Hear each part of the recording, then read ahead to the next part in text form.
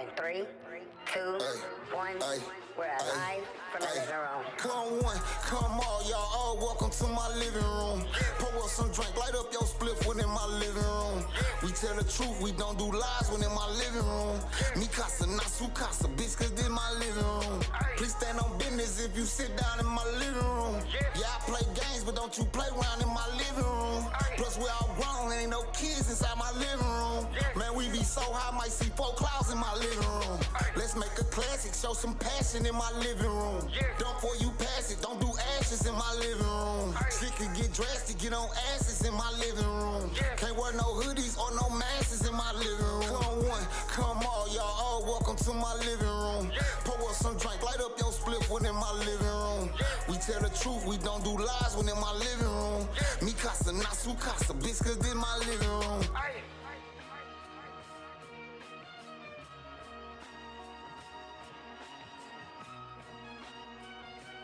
Yo, mad love. Thanks for tuning in. We live in the living room once again with a special guest. We got Damon Murray in our living. What's the day? Thanks for coming through. We've been sitting here talking. I appreciate you, really appreciate you coming through. This is like I gotta adjust my handshake. I just came back from LA. Everybody, what they do. what is it? They still doing the like really fast and like the bop. Oh, So okay. it was like it just go real quick and then do that. Okay, they don't. And then I'm gripping their hand and like, what is? Yeah. Nigga, let go of me. So what be throwing me off is when people be like, I'll give them a handshake and they'll do like, and then they'll go for the like. Oh, the, yeah. Okay, that what that is?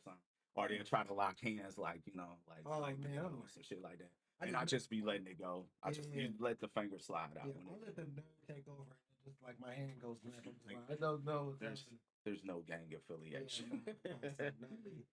But yeah, man, I really appreciate you coming through today. That's up. It's been a long time coming. You put out this dope ass project that I've been bumping like nonstop on repeat. It's just been crazy for me. And I had to fast track getting you here because the project just so dope to me. I've been Thank talking you. so much about it, speaking so highly of it. And I told you even when I seen you live, I was like, fucking, it's great. Man, thank you. Thank you, man. He's such a humble guy, you know what I'm saying? You gotta But- stay humble, man. We gotta try. But yeah, man. So we were sitting here talking behind the scenes, and you told me like my first question was gonna be, how long have you been doing music? And you told me you've been doing it for like 25.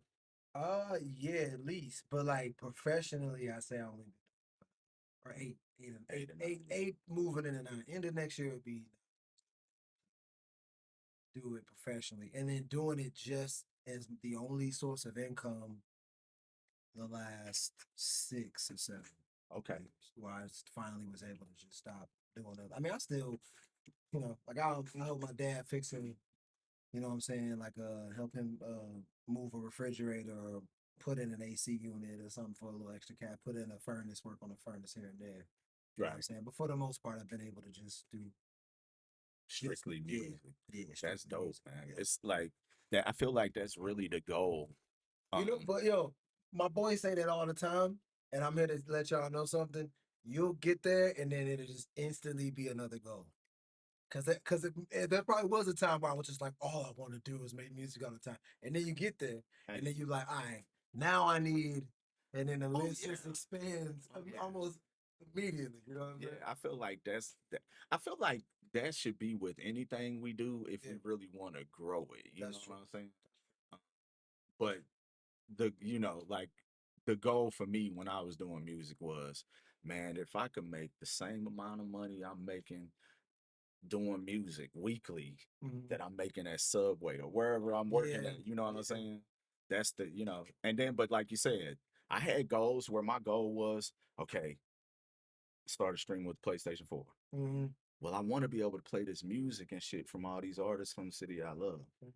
I can't do that on there. So I get the next goal is Yeah. okay, well now I can do that. Well now we gotta add. So I get it. You know what I'm saying? It's always the next goal. I think also too the state of mind it takes to get anything accomplished, especially in today's world, is also the state of mind that makes it difficult to be happy with anything. So it's a catch-22 because it's like you're driven, you're ambitious, you want to grow, you want to get better and better, but that doesn't that beast is never satiated. You know what I'm saying? It's never satisfied. That's so. I was talking with my friend Rory. I just can't. I don't know how many times I'm gonna say I just got back from LA, but I love LA, so I can't help. Right. I was talking to my boy in LA, and he's a successful musician. He has a successful video production company, and he has the same motor. And he's just like, that's what makes me. That's what helps me get where I want to go. But it's difficult to enjoy it when you're there. You know what I'm saying? Because you're so busy like trying to get to the next thing. Yeah. So also props to you. Thank you for showing love to the album, because in those moments when someone that is out here constantly giving their opinion, putting their name out here, for them to take out the time to be like, yo, I really like that. That means a lot. So and it does a moment where I do go, okay, I did a good job. You know what I'm saying? Where I can take a little joy. Right. You know? But it's like, though, it'd be such a brief moment. Oh God, and then we got to get right back to gotta get right back to it though. Like, I need to learn to expand on that moment and just take it in more. But I pause. We press and play. you went to the pause culture. I try to stay away from it. One of my boys in the group, I'm not trying to throw him under the bus. Big shout out to Rack Riddles. He's from Jersey. So so it's pause. It can't help it. But yeah, so I've been trying to do press play, which is whenever you say something suspect, you're like, nah, I'm pushed through it. Nah. I just don't even like, You know, I've been trying to. I don't even indulge. I get you. No, you're right. I don't have time for that all the time. We're adults. Like, come on, we should be able to speak freely without having to worry about someone sexually innuendoizing. Every word. It is now. It is. It is today. For the purposes of this interview, No, for real. Innuendoizing is It's a word. For real. I made that up. Let's go. Yes, Lord. So you said you've been like 8-9 years professionally doing it, but what I like to do here live in the living room is take people all the way back to the beginning. Okay. You know what I'm saying? So for 25 plus years, you've been messing with music. It's been a part of your life. Yeah. How did you start? Where did you start? My boys like came to me freestyling. I'm showing my age, but we were back in the day, kids, before cell phones. What you had to do when you want to talk to one of your homies, if you had more than one friend, there was this thing where you call one of your friends and then you click the line over and call another one and click the line back, and they used to call that. That's for us was a 3-way. Okay? Facts. That was a 3-way. Now that's a totally different Now thing. that means a whole different thing. Yeah. You have a 3-way with your friends. Yeah. You might be playing the pause game. See, and that's called a callback. All right, no. So no, we would just sit on the phone, and my boys would freestyle, and I couldn't do it, but I just loved watching them and listening. You know what I mean? So what I did was I would save my lunch money. I wouldn't eat lunch. I saved my lunch money throughout the year. So then at the end of the year, I'd be the only one with a little money. Okay. And so they would, because I had a little money, I could rent studio times. I would rent, I get like 2 hours, like 2 hours. But I get 2 hours at this place called the Upper Room. It was in Clayton. I heard the Upper Room. And they let me be in the rap group. I couldn't rap for nothing. I would write raps and I couldn't even remember how they went, but they let me be in the group because of that. But because I was so bad, it just drove me so much more than them, because they were more naturals. So it just made me work like a little harder than them. You know what I'm saying? Yeah. And I think that obsessions, that's what it was, the lack of talent that I think pushed me. I always been good with words, but with rhythm, I can't dance. I'm not the best singer, but just that obsessive want to improve. And if I'm talking about 12, 10, 11, you know what I'm saying? Like as a really young kid, like I'm gonna learn this shit. Like fuck y'all, I'm gonna figure this out. And I think that's what kind of like kept pushed you going. to go Yeah. further. Or even like neither one of them raps. I think one of them is in music production work, but neither one of them raps. Me, here we are. And as well, you said like I couldn't rap for Oh, real. hell no. You said I can't sing. I couldn't rap on beat and I sing with machines. And it's like I can't tell that shit now. Thank you. But that's a long, that's kids, if I you might want just something, work on it. Nah, for real. Work at it. Nah, for real. And get to the point where you are your own biggest benefactor, your own biggest hype man, and your own worst critic. You got to be able to departmentalize those parts in your head, and then you know what I'm saying. And then, but at the same time, execute. But yeah, man, I'm a product of that state of mind. Okay, so that was like you was like 12 Yeah, yeah. around the first time you really started getting into it. Mhm. You say you saved your lunch money for the whole year and got the studio time. Yeah, man. That's That was crazy. how I did it. That's how I snuck my way into the group. And you was like, "Look, I got money. We going to the studio." And they was Mhm. like, "Yeah, yeah." Yeah, I was like, imagine being like 12 years Yeah, old in yeah. a recording studio. Hell You know what I'm yeah. saying? Like, yo. So You know from what I'm saying? 12, you kept rapping. When did you I mean, I feel like from the jump you took it serious because you saved your money. Oh God, yeah, it was all. I knew from that. I knew from. I don't. There wasn't. Unfortunately, it's not like a movie for me. It wasn't like there was a specific moment that I can recall. Mhm. But all I can remember is just from the moment that I got into it, like that, just that general area of just feeling the music. Mhm. That this is what I wanted to do. I'll put it this way. I remember standing outside of my boy crib. He had made a tape.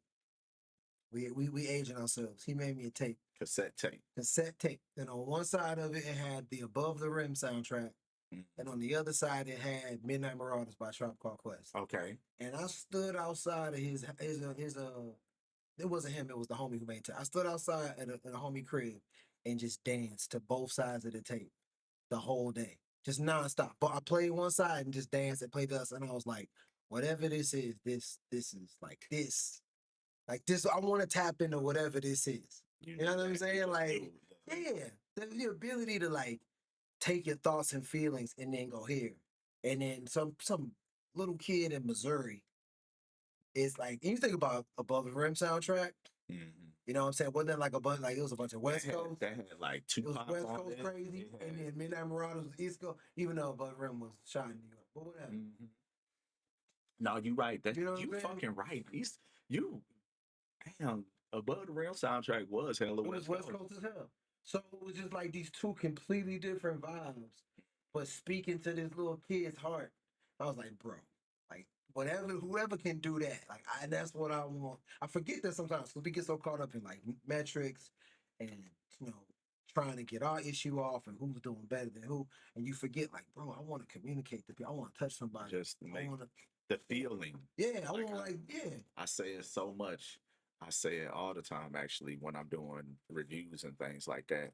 It's just music. It's just music. It's just yeah, like feeling to life. But then there's other music that makes you feel it. It has the soul. It has the and it yeah, just makes you feel something. And I feel like when you and I tell artists all the time, "Hey, when you can make me feel a certain type of way, when you can make me have emotion, you got a good song. You got something good." I feel yeah, like that's a lost thing. yeah. We so robotic with it. Well, we want to. There's an emotion. It's funny. There's an emotion even behind the emotionless stuff because I don't want to be alone. Mm, I don't want to be an outcast. I want to feel like I belong somewhere. So when someone's trying to follow a trend, mm, oftentimes it's because what they're doing is like, I feel rejected. Part of me doesn't feel good enough. And if only I can make this song to make you dance or to make you think I'm cool or I'm fucking all the bitches, then maybe you'll accept me.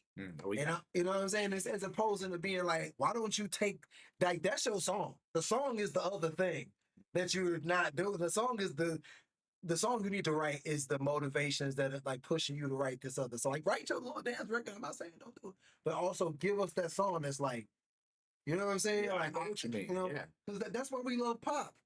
Because Mhm. Pac was like, I fucking nigga up. And then the next record, he was like, now the reason why I be wanting to fuck niggas up is because, you know, my mama went through this and I went through. And then he was like, damn, I love this nigga. And then when he said he wanted to fuck a nigga up, then you was like, I'm gonna fucking nigga up. And that goes into the relatability of Yeah, it. You man. know what I'm saying?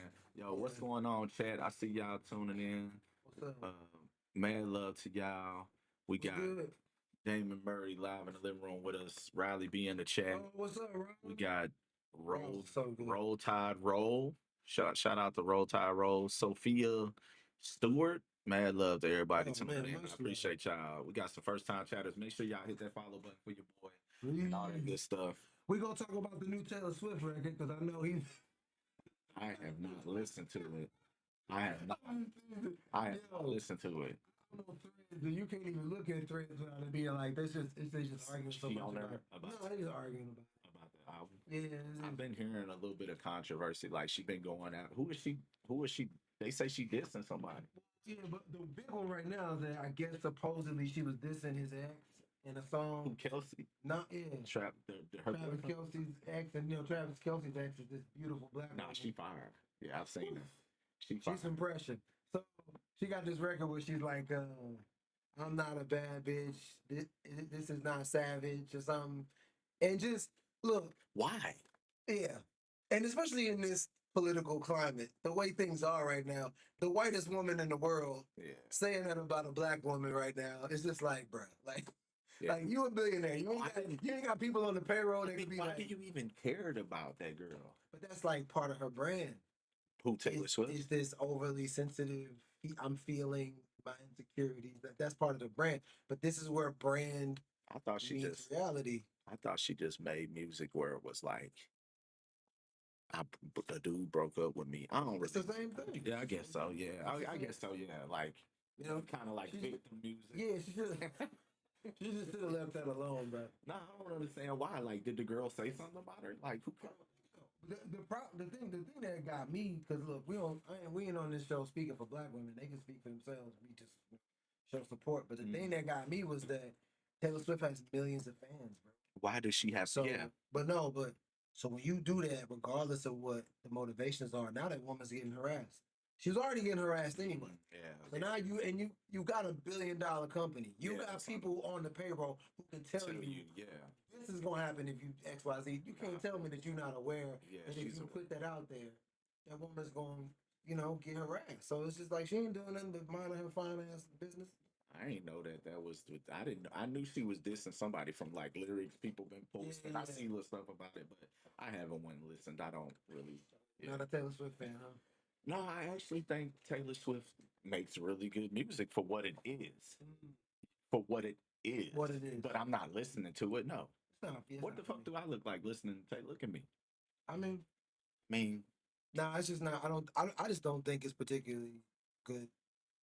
I music. think no, I don't think it's good. I've had to learn because I went through a phase where learning about production, at least from I'm not a producer per se. I don't touch the knobs and stuff, but I'm an orchestrator. I put things together. I put the talent together. I sit in the room and I'm like, this isn't the kick I want. That type of production work. You're a producer. Yeah, thank you. So, but when learning that, you do become obsessed with like well produced stuff. So in that respect, she's an incredible artist. Right. But now as I get older and get more into the creative field, there's something missing in the work for me. In hers. Yeah, there's something that feels. I don't want to say inauthentic because that's unfair. Because there's an authenticity and there's an authenticity in being fake. You can be authentically fake, as weird as that sounds. But it's deeper than it's not for me. It feels like her existence as an artist is antithetical to what I believe in as a black man making music in America. It's like I don't even know if she does this on purpose, but what she stands for is like the opposite of what I stand for. Okay. Like she's upholding this sort of all white women are innocent and sweet and smart and victims, but also not victims and the most powerful people in the world, but also can't save the world and do anything, but take care of them. It's just like, all right, my nigga. Yeah. And you propping that up like white women got way more power than any of us, than any of the rest, because white women are also not a minority class, but they're also they deal with the patriarchy and the fucking power structure too. They're the closest ones to being able to just deconstruct it.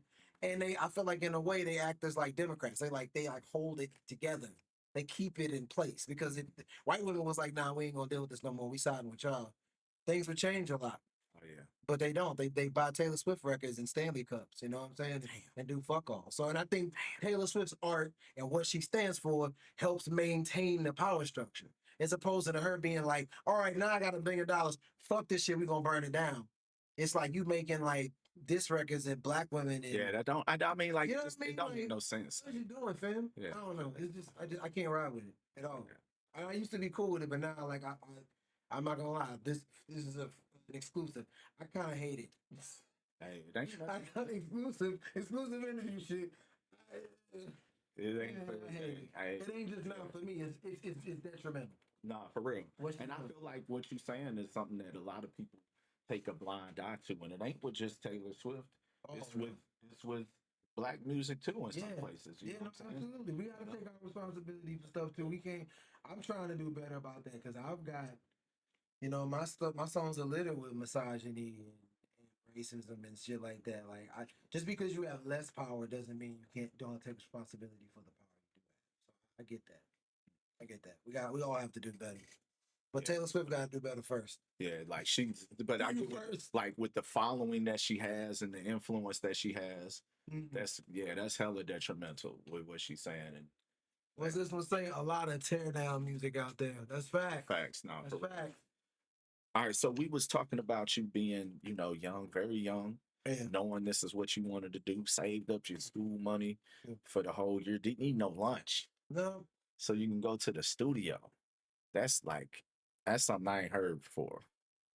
Was your first recordings only in the studio, or did you do any type of recording, budget record? No. I was always in the studio. Always. Yeah, always in the recording studio. I didn't really get into recording at home until I started working with Adrian.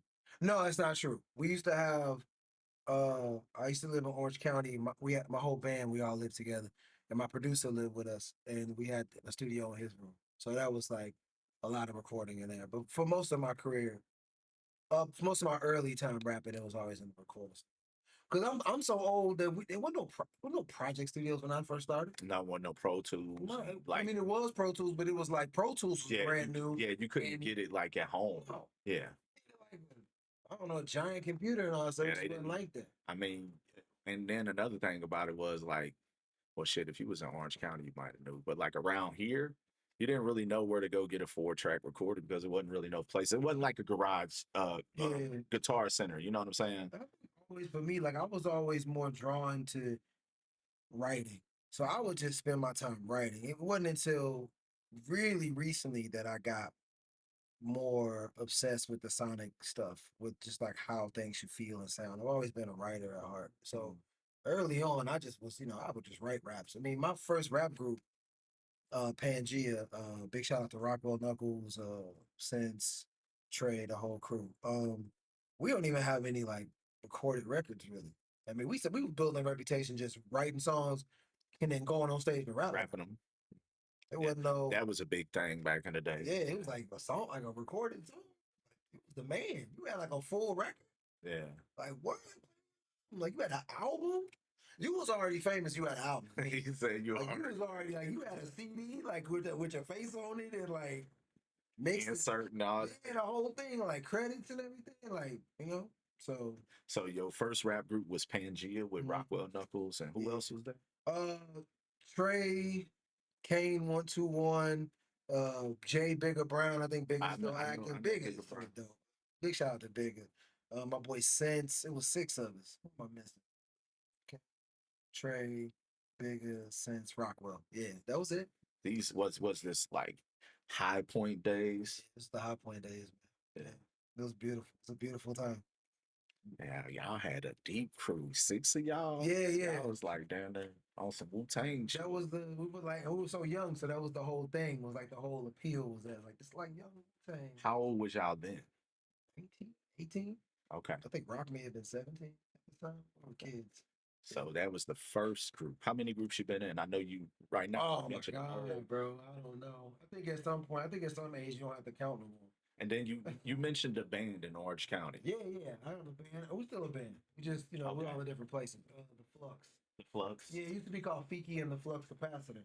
What had happened was Okay. what had happened was I It was. found out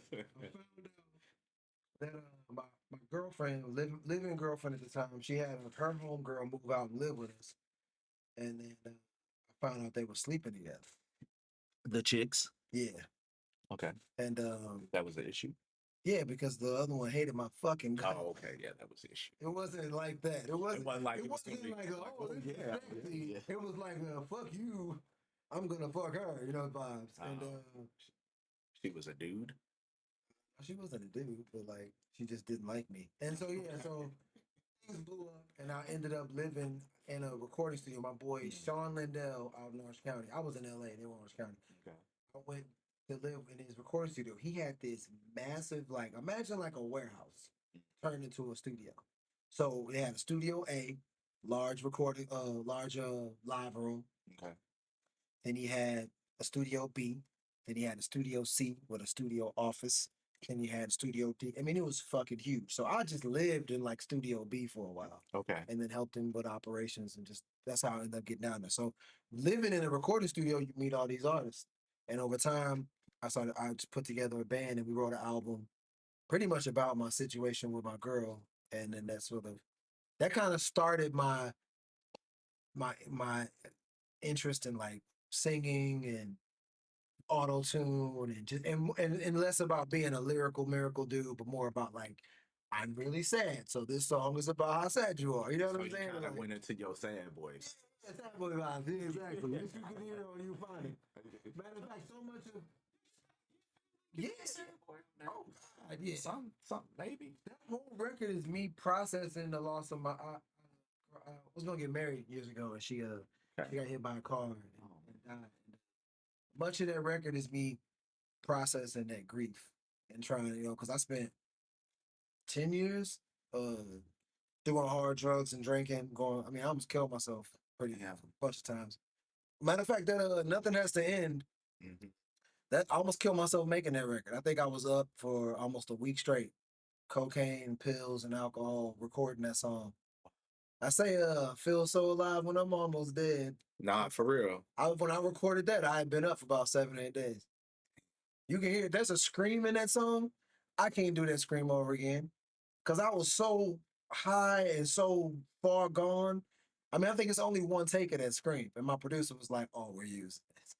So, but it was, yeah, man. Yeah, I heard that here live in Yeah. the living room. I love that song. I Like appreciate that it, song man. Thank you. was that song became my favorite song on the album. Thank Then I started having other favorites, but that's like That video you cut for that was so dope. man, because it was that was my first listen. Mm. That's the raw reaction right there. That was great. And I was waiting on that That and drop. that drop came. I was like, yeah, that shit had to happen. Like, if it, man, you will be surprised how I've heard songs that have been sent in, and they have that same thing, but that drop don't happen. Don't I'm happen. like, what was you doing? You missed it. This is the music. Like, You could, yeah.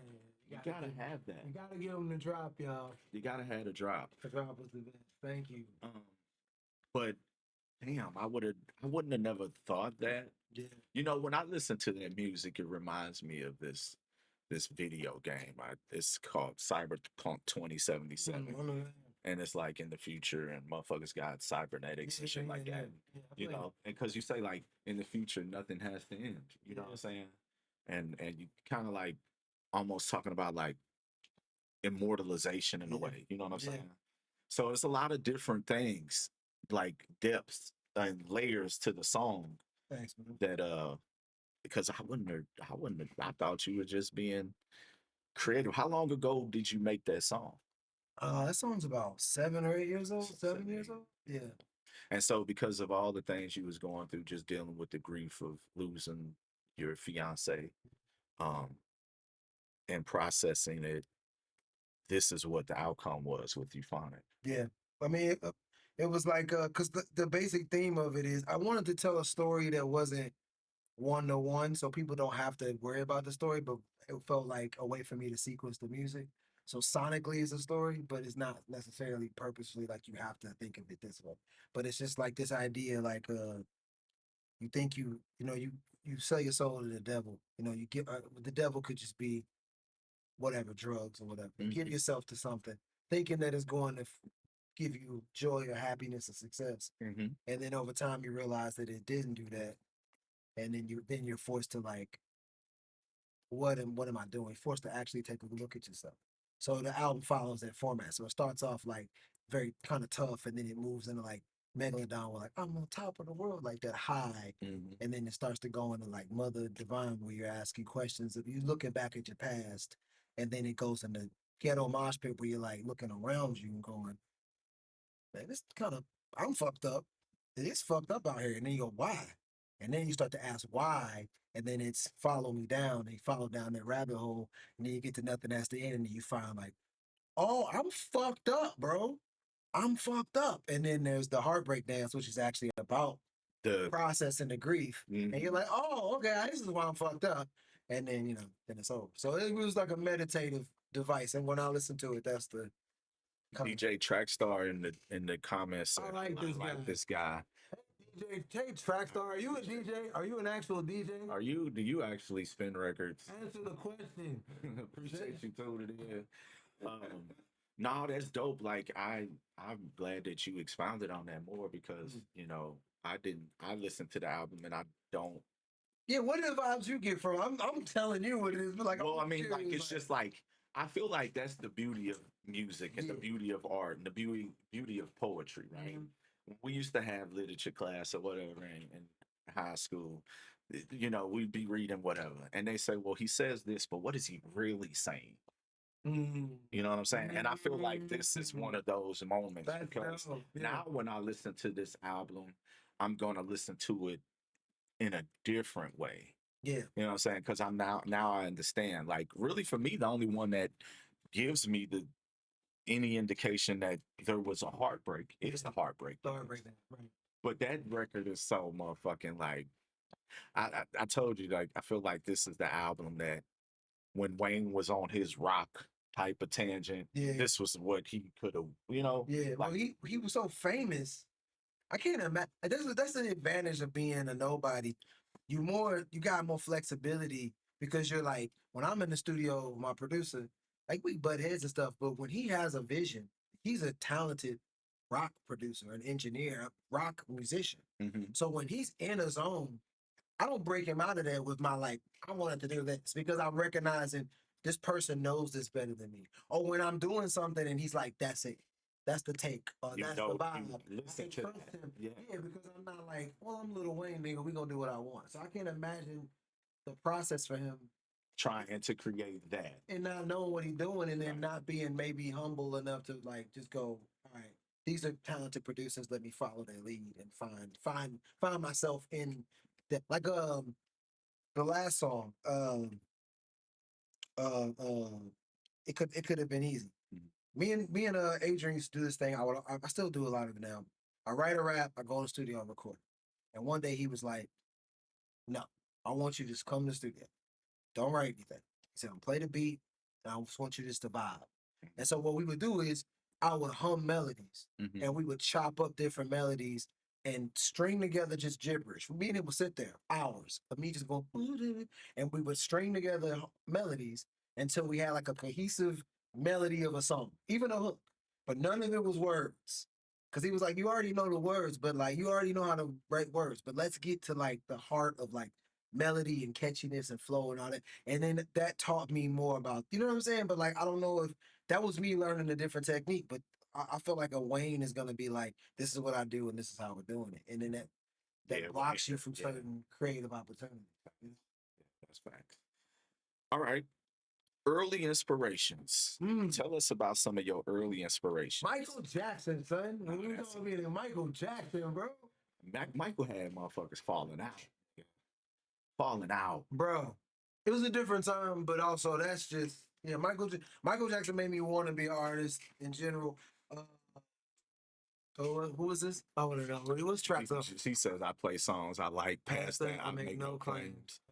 Do what I do. Folks can call it what they want. I think he's answering James Big. No, you answer me. Saying, do you like songs? I don't know if he is, but answer him. I think you should answer.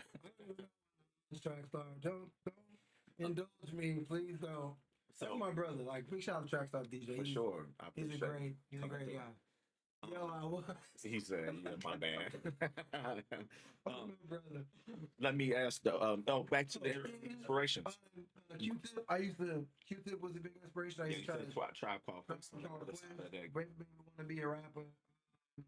My top five is pretty set in stone.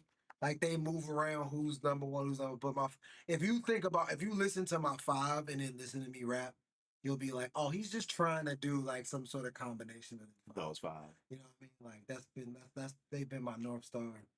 And I stick with it. Like I like a lot of the new artists, but I think one reason that I get along so well with younger rappers is that I can recognize that those people that you connected to in your formative years, they just always gonna be special to you. So we diss on these kids, but it's like when they were 16, it was Future and you know what I mean? Yeah. It's like Got it. those people imprint on you, bro. Yeah, You those can't people avoid influence. it. That's just how it is.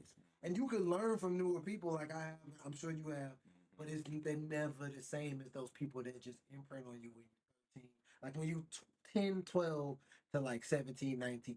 It's just something about the rappers that are big and that you gravitate to in that time that you never let go of. So Jay-Z, Pac, Is this the 5? Pun, yeah, Okay, Jay-Z, Pac, Pac, Pun. Pun, uh, Nas, and Biggie. Okay. Like those 5, I don't even listen to them anymore. But you listen to one of my records, you'd be like, oh, here's this little bit of Nas, here's a little Jay, here's a little Pun, you know what I mean? Like those are the people that I hold in high esteem, and obviously they're new guys now that I love. Something about them folks that get you young. Yeah, you know what they I'm kind saying? of always are. You know, for me, it's Wu-Tang. I'm a big Oh Wu-Tang fan. hell yeah! You know, Track just got on tour with them. Oh yeah, that's dope. Yeah, I'm a Yeah. big Wu-Tang fan. I love Wu-Tang. You know, that's like Method Man live in the living room is a dream for me. You know what I'm Yeah, saying? we're gonna make it happen. For sure. Track, would you reach out to Method Man, please? No. No. Nah, for real though. Nah, Don't for work real. out. I know it don't, but for real though, like That was just putting we putting it in the atmosphere right now. We just saying it makes it happen. You know what I'm Hey, saying? Cliff, come on through. No, for real. I seen him doing something. He did a collab with a content creator. They was doing like a food video. It's this dude named Jordan, and they both had on like chef hats. Yeah, chef coat I know. and shit. He does it like. Yeah, like the videos in the Come movie. here, Come here, come here, come here. Yeah, and he did a thing with him, and I was like, that's really dope. And I was like, see, that shit is possible. Yeah, It yeah. can happen. You gotta get the numbers up. Yeah, we just got to get the numbers up. We working, we We're working. doing it. We're gonna do it. Um, but all right, so you talked about those top 5. What about now? You know, so Now? who's kind of inspires you now? Who you seeing that you like? I know from the local STL scene, You want me to do local? well, no, anybody, but I know from the local scene you really like Amore Montana. That's my boy. What is it about Amore that really draws you in? I appreciate that follow. Mad love, thank you. But what is it about Amore that draws you in? Because he's not. He just feels more honest to me. Like a lot of people, even when we were kids, and super being real lyrical was popular. Mm-hmm. A lot of times it wasn't even lyrical. It was just like gibberish. Like you wasn't even really doing nothing. Just rapping, just You wasn't even words doing together. nothing. You wasn't. It was just, but that was to fit in. In the same way now, kids almost trying to be the opposite of that to fit in. Whereas Amore shit just feels like he's just doing what he wants to do. There's an honesty to it that I like. That I just want you to be true to yourself. Right. So if it's, you know what I'm saying, that's what I enjoy. I want an honest artist. You know, another thing is effort. Effort is GOAT to me. Maybe it's because of how I came up. Because I came up with it, I didn't have a natural gift. It was just like You had to I'm work never for gonna it. stop until I get good at this. Yeah. So whenever I see someone trying really hard, I'm like, that's my guy. You know what I'm saying? That's my girl. When I see someone putting in the work, and I mean, I just feel like he just does the work. So authenticity and effort. I love that you brought that authenticity up because I reviewed the artist's music and they was talking about cripping and all this, that, and the other, and it was a video. You know, so now we was talking about the video and being able to see people before we went live Yeah. and how important that is. Like we can see on stage if you're confident in what you're doing. We can see these things, right? Yeah. Through the video even. And so I'm watching the video and this person's talking about cripping and this, that, and the other. And I'm like, I ain't gonna lie to you. You could be telling the truth. You could be the biggest crip in the world. I don't believe you. Yeah, yeah. It doesn't seem authentic. You know what Yeah. I'm saying? Yeah. So that is a big thing. I'm glad you said that because I tell it to artists all the time. Like, we have to believe in what you talking about. Like, Yeah. you got to. And guess where that starts? You gotta believe. You gotta believe it first Right. before you bring it to me. Yeah, do you even believe Do what you? you saying? Yeah, Like, yeah. I want to read some of these real fast. So Too Short and Twista do that. To me, fit that. Yeah, guys that did. Yeah, man. Yeah, I get that. That's a good combo too. Too Short and Twista. I wanna hear some of this dude's records if you make records. He said I feel that because T.I. a GOAT. Bro, people don't talk about T.I. now. I think That run I he feel went like on with well, I feel like people don't talk about Ti enough for the same reason they don't talk about Chris Brown enough because he beat up a woman. because of the controversies that came into their life. Oh, Like, Ti had the whole stint where he got caught with the guns, and but then they yeah, was on but some you different allegations though. You about supposed to. they was on some allegations about the Oh, sexual shit. the sex allegations. Yeah, Okay, okay. and so that shit kind of, I feel like that's what kind of, when we talking music on some like Yeah. we music kids, Ti had a fucking run. Like even after he came out of jail and everything, he had a fucking run. I think it's when him and Tiny, like all the him and family drama, kind of like. I feel like Ti is definitely. Dude, now he went on a run. That was the second one. People, it's weird how revisionist history. Because I have a theory. Some people agree with me, some people don't. I have a theory that if ever at any point you were the top guy or girl, you get to hold that forever. Now, I'm not saying that makes you the top guy forever, but But you you will just go. in If that you time are a GOAT, of that era. then you are the GOAT. Because yeah, otherwise, then what yeah. we doing, then being a GOAT means the longest amount of time being a GOAT, then Ooh. it's LL Cool J. So or that's somebody. You know what yeah, I'm it's saying? facts. So that's like not to cut you off. No. Go But ahead. that's for the sports heads. I feel like that's important because y'all be like, if Michael Jordan can be the GOAT, and LeBron could be the GOAT, Yep. and Kobe could be the GOAT, and Kareem. Dr. J could be the GOAT. Kareem. All these people could be the GOAT Yeah. of their time. That's a good way. But then it's fun though. You got the passion is what makes all this interesting. If none of us cared, it wouldn't be interesting. So it's all kind of a catch 22. We get frustrated that everybody won't agree, but the disagreements is what makes it important. Otherwise, Opinions are important for sure. Makes it more fun. He said they also tried to label Ti a snitch. Yeah, they tried to do a lot of things. I feel like that kind of took away from his, Yeah, I can see that. But back to the inspirations now. Yeah, inspirations now. If any. None. I don't listen to. I get that a lot. You know what I listen to? When one of my friends shows me something, I'll listen to it. But other than that, I'll listen to the new Bates album. I still got to listen to the new Bodine. I'm trying to stay locked in with like people here because I feel like I don't. This is gonna sound so fucked up. I don't need it anymore. So now my listening is either for work or to show love back to people who I feel like put love out into the world. So like they need it. Like the big artists don't need my stream. That's what I be. People's need it. So that's what I be saying. I'm listening to that. Like Trackstar will show me something. Like we'll be in the car and he'll play something, and I'll be like, "Oh, this is dope." Or Elena Lovely will occasionally just send me a cool record because she has a very different taste in music. Yeah, she does. She'll just send me some random shit, and I'm like, "Oh." It's different. Yeah. You get to a point where you feel like you kind of heard everything. Because you keep digging from the same well, same places. So yeah. Because Nas went on an incredible run. Nas is my personal GOAT, number one. Maybe heard one of them songs.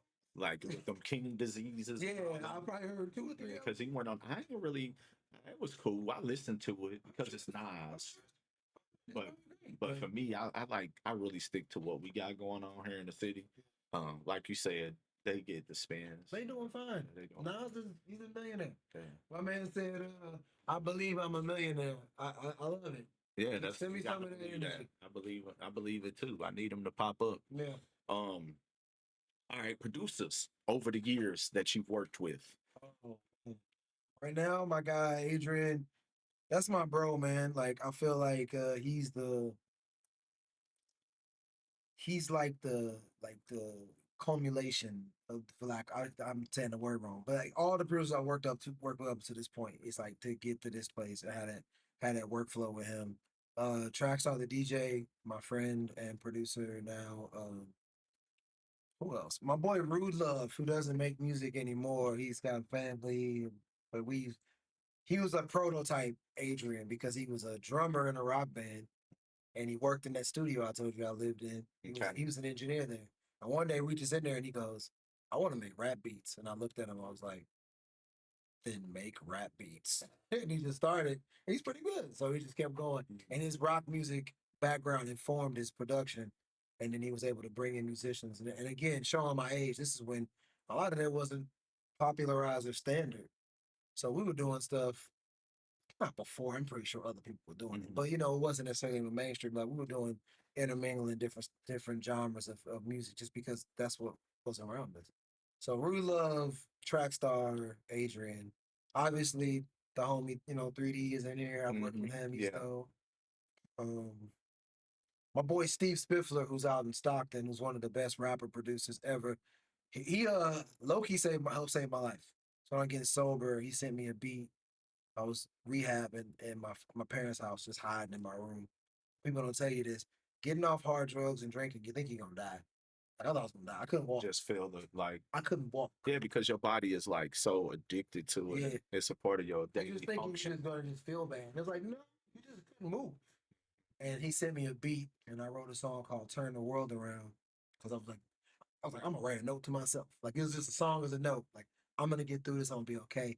And I recorded it, and I sent it to my A&R. And it's the first time I really felt like I had figured something out because the publisher company hit me up and was like, whatever this is, do this more. That's actually how we did Megalodon. Oh, And Turn the World Around ended up in Forza Horizon 5. It was used in the commercial advertising. They used it again this year that's what's up. Yeah, because they just re-released that or something. Yeah, for so they used PlayStation it 5, I again, think. Yeah, yeah.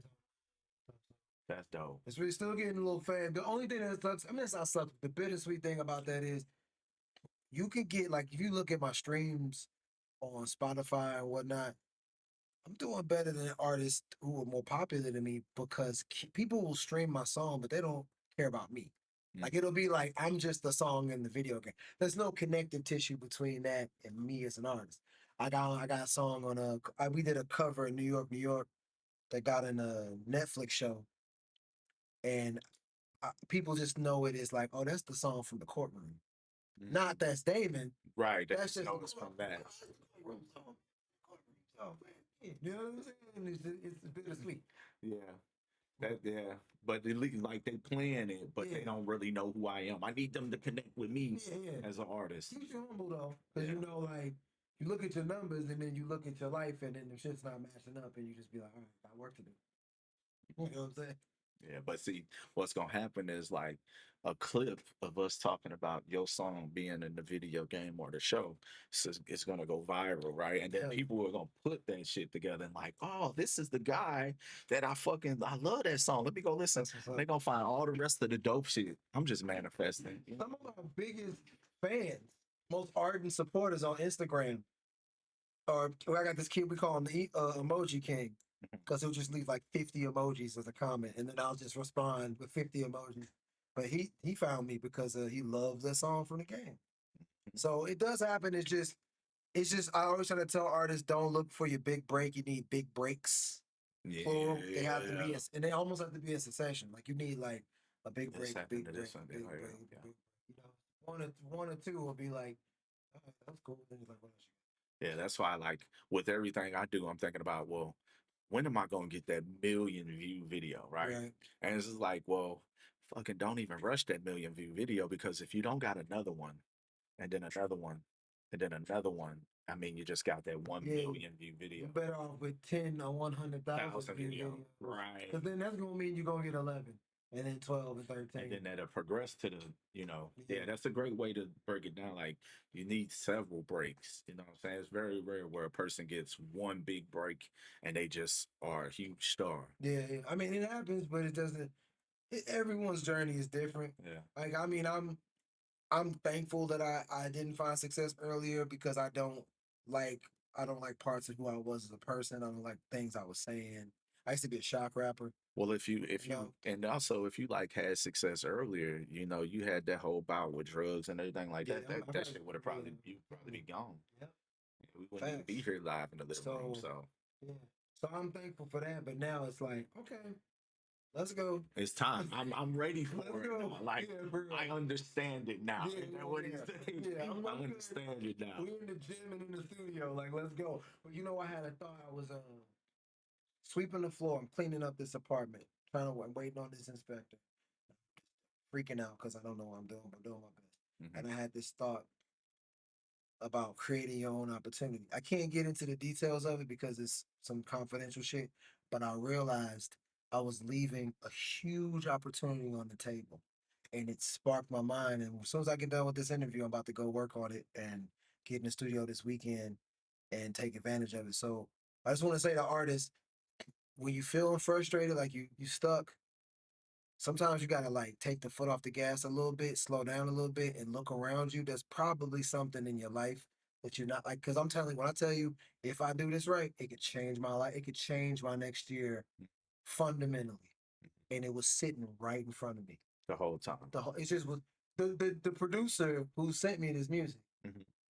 He's just like kind of vibing with me, and I'm just sitting on this incredible. I was like, why don't I just take these records and just take these notes he's sending me and take the initiative, and then if I blow his mind, you know what I'm saying? I don't want to say no more than that because I don't want to jinx Right. But I was just like, normally in my frustration, I would just spin my wheels and not. I would be so busy being frustrated, I wouldn't have looked at this thing, and it may have passed me by. But I just took a second, took a breath, and I was like, and I'm writing bars. I'm sweeping the floor and writing these bars. I'm like, oh, nigga, I'm about to kill this. You know what I'm saying? So I don't know.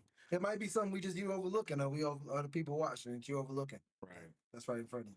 And that's what it usually be. It's something right there that we overlooking. Yeah. All If right. it happens, I'm gonna tell you. I'm gonna tell you. I'm specifically if it goes down, I'm gonna hit you up and be like, yo. You know what I'm saying? Hell Anyway. yeah. All right. So you talked about some producers that you have worked with. Oh, Heritage. Big shout out to Heritage. My bad. That's another reason why my numbers are crazy. Or not crazy, but solid. Producer named Heritage. He's a bass producer, dance music, EDM. I got a bunch of records with him on my on Spotify and just streamers in general. And because of Heritage, he's been so cool. He'll list me as a main feature artist. So even if he just sent me the beat and I'm just rapping. You know what I'm saying? And it's two little verses. He'll still let it come out on my page, and then I get opportunity for credit for those streams. That's fine. So yeah, he's a good dude. That's super talented dude. Any producers that you would love to work with, like top of the top dream producers, anybody like that you would love to work with off the top? This is weird that nah, not really. Really? I mean, I would love to. No, that's not true. I would love to work with almost all of them, just because I like writing different stuff. So I'd like to work with, obviously Alchemist, Primo, the guys who just make that like classic vibe. Hip hop. Yeah. But I'd also like to work with some people who are off the beaten path, people who don't even really necessarily work with rap producers or rap artists who you just don't even think of. But I can't think of the guy's name, but he did a bunch of Taylor Swift records. Abram something. That's crazy because he's like, I don't like Taylor Swift, but I would like to fuck with that person. Yeah, I just want to work with somebody like in their world. Right, yeah. To show what I can put do. you in a different, just to show what I can do. I want to work with whoever Ariana Grande's working with. Like I want to work, because I feel like too often them artists get to come into our shit. And you don't, yeah. We don't get it. I get that. For me, Mike Will made it and shit. Like I want, so if what's her name? What's her name? She's a good artist. But she did the whole white girl, black girl bullshit too. Talking about Miley Cyrus? Miley Cyrus. Yeah. Miley Cyrus got to work with Mike Will made it. Who you working with now? I want to work with whoever that is. Yeah, she was working with Juicy J and shit. Yeah, so now that you not, she went who on you working with now, give that, I want to work with that person. Yeah, she went on a whole run with that shit too. I want to work with them. There's a couple producers I can't think of. There's a guy I follow on Instagram named Ant something who's incredible. I'm looking for that. There's a guy named Davon that I work with, but I don't work with. I want to work. The next great producer is online, and I want to work with them. Yeah, someone that's not known. No, necessarily. I'm not even saying it to be cute. Like I truly want, because I want to. Mac Miller had a quote. I'm paraphrasing. Rest in peace, Mac Miller. But he was like, he had a big record, a big album he put out, and he said he didn't do any features or any big artists, not because he didn't want to, but because he wanted people to see him on his own merit.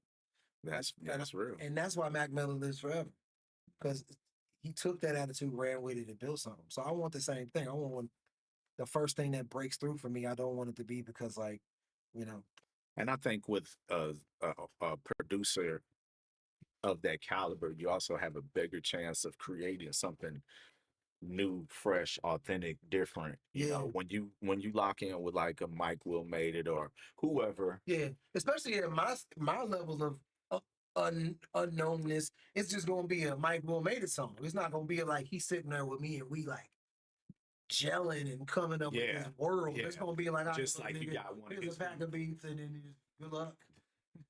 Which is good too. I mean, I'm not hating. I mean, yeah. I'm not hating on that. Give me the Mike Will made We it gonna beat. work I with would them be- motherfuckers. I would be honored. But it's different. But let's be honest. I will be honored not just because of the creative part of it. We're looking at the clout. We're looking at the Mhm. opportunities. And then does he want that? Does he want like a little clout monster? Like, hey, you're a little clout nigga. Like, do you want to? You know what I mean? That's the fucked up thing. Is like, because I had made a post and the guy said around the city, he said, "Hey, I don't want to do no streams. I'm gonna be real with y'all. I don't want to do no streams and podcasts with nobody because I essentially it's like I know y'all trying to get the sauce, and if I'm gonna get the sauce, I just give it on my platform." And it's like, well, let me scratch him off my list because I really wanted to collab with him. He's here local. He got Yeah. eyes on him and everything like that. But one thing is, I'm not trying to do it for clout. I'm trying to do it for a lot of purposes, and one is to really get you exposed more because never know. We all I feel like with the day and age we in, is we one viral clip away. You know what I'm saying? From life can be changed if that's what you into. You know what I'm saying? I'll tell you flat out why I did it. Why I'm doing this is again. I mean, if a stream can have a theme, effort, and I just see you putting in the effort, Mm. and I don't have the answers. I don't know what's going to be the thing for me. But whenever someone is like trying really hard, then chances are I'm gonna rock with you. Right. Because it's just like, all right, well, the motherfucker's trying. Because like I'm around a lot of people that not around, but I've talked to or been exposed to a lot of people who think they know what they're doing and they're doing the best they some of them do the best they can, some people aren't. But as long as you're trying, man, as long as I feel like a genuine, like I get up and I do the best I can, I'm a ride with you. You know what I'm saying? Yeah. Yeah, that's the thing. It's like that's my thing. It's that for me, it's not really about the numbers. You could have all these followers. I see you. I see what you're doing. I see what you're trying to do, and I fuck with that. That's why I want to do whatever collaboration I may want to do with anybody. That's the reason why. Now we can't be stupid and say, well, this is gonna put his I get that. It's gonna put eyes on me, and it's gonna put eyes on you from your fan base, my fan base, whatever, whatever. But yeah. All right. So, When you was with the band, was it like a rock band or was y'all kind of just doing? You say y'all was kind of doing a little bit of everything. we were young and pretentious, so we called it post genre, which is just so fucking annoying. Fuck you. Post, I mean, fucking twat. What does that even mean? Like this is Fucking twat. look. I'm sorry. No, I'm sorry. I love the fact that a man that he has the humility to look back on himself and be like, we were just a fucking twats. Like, Arrogant little prick. We're post genre. We don't like shut up. like, But it was like we were just blending. So it was like the lead was a rapper, that was me. okay. But then the band was this band was sax. So the guitar, the keyboard player, Rory, was a lead singer in his own band. Okay. So he could sing and write music. Then we had a soul vocalist named Tim, who was one of the producers. He would sing and rap, but mostly sing. But he was soul vocal and made beats. Okay. And then the guitarist was the lead singer in his own band. So it was crazy. Like, So we had a soul vocalist, a traditional like big rock and roll vocalist, and then like a more pop punk rock vocalist. 3 different vocalists, and then the lead vocalist was me, was a rapper. And then the producer was also the drummer. So we had keys, drums, and like three different singing types and a rapper. So it was just like some shit, man. And the first project was more of a mixtape. Remember them old torrent sites? Yeah. So we've had this torrent site that was a thing. You probably still can do it. This is back before the AI shit. Someone had leaked a bunch of stems. Stems, for people who don't know, are like, imagine a song broken down into parts. So kick drum, snare, bass, keys, all broken down. Stems of classic songs. So classic Nirvana records, Marvin Gaye, Michael Jackson. We had separate stem versions of all these songs. Right. So we took them shits and started remixing. So I would rap over I get by with a little help with my friends and rap over like Mercy Me and all, but we would add like 808s and different auto-tune vocals and shit to them. So we did a whole record like that. And then from that we sort of extrapolated like that was like the North Star, the guiding light for like the sound we wanted to make. So how do we build off of that sound but make our own? And then we did an EP called Whiskey Land. But it was like it was just kind of like alternative rap, I think is what people call it now. Alternative hip hop. Okay. Yeah. Okay. Alternative hip hop. He said post genre. Post genre. Post genre for real. Yeah. Yeah. Yeah. Thanks, man. Post. He said, yeah. Thanks, man. Fucking jerk. So, with the Euphonic album, it's like it's hip hop, it's rock, it's a lot of different things in there. Um, when did you start embracing the more rock type of sound? We were we were doing a record, me and Adrian. We wrote a song called The Bad Time. And it was me, Adrian, and my boy Mooch, my boy Melon. And we were in Adrian's garage. Adrian starts playing. He has his acoustic, and he's playing this riff. And Melon has this line, easy come, less than it goes. Smoke 'em if you got 'em. And I'm like, oh, from my tongue down to my bone. Staring at the bottom. As I write the song. And then Melon leaves, and I'm like, if you leave, the next time I see you, I'm gonna have this whole song. I'm letting you know right now. It's like, don't leave. If you want on this record, do not leave. And he left, and then I think I stayed in the studio for 3-4 days straight and wrote the whole thing. And so me and Adrian came up with this idea of like a grungy guitar, because he had this really shitty acoustic guitar. So we were like, it only sounded like really, it only sounded good when it was fucked up. Okay. So we was like, all right, we're gonna go grunge. And then, but we don't have a drummer right now, so let's just do trap drums. So we were like grunge trap. So we came up with this idea like, let's do a whole record like that. So we started writing songs in that style, and that's when we wrote Nothing Has to End. Wrote a couple other songs like that. Songs you haven't heard. Some of them are very good. But it's not the easiest style to get right because it goes too far one way. But yeah. So and cocaine helped a lot. I'm just being honest, because when you're high like that, you think you can do anything. So I'm like thinking I can sing. I mean, like, okay. But when you're that high, you like, you know what I'm saying? You just like, all right, you know. Let's do it. You know, you're in the booth going nuts. Making me touch my nose just thinking about it. Anyway. So funny. But nah, man, so that was a lot of that. That's why I don't do it so much now. Because now it's like I got a new record that's coming out that's like, because I'll be 5 years sober soon. So I like to always market each year with a record.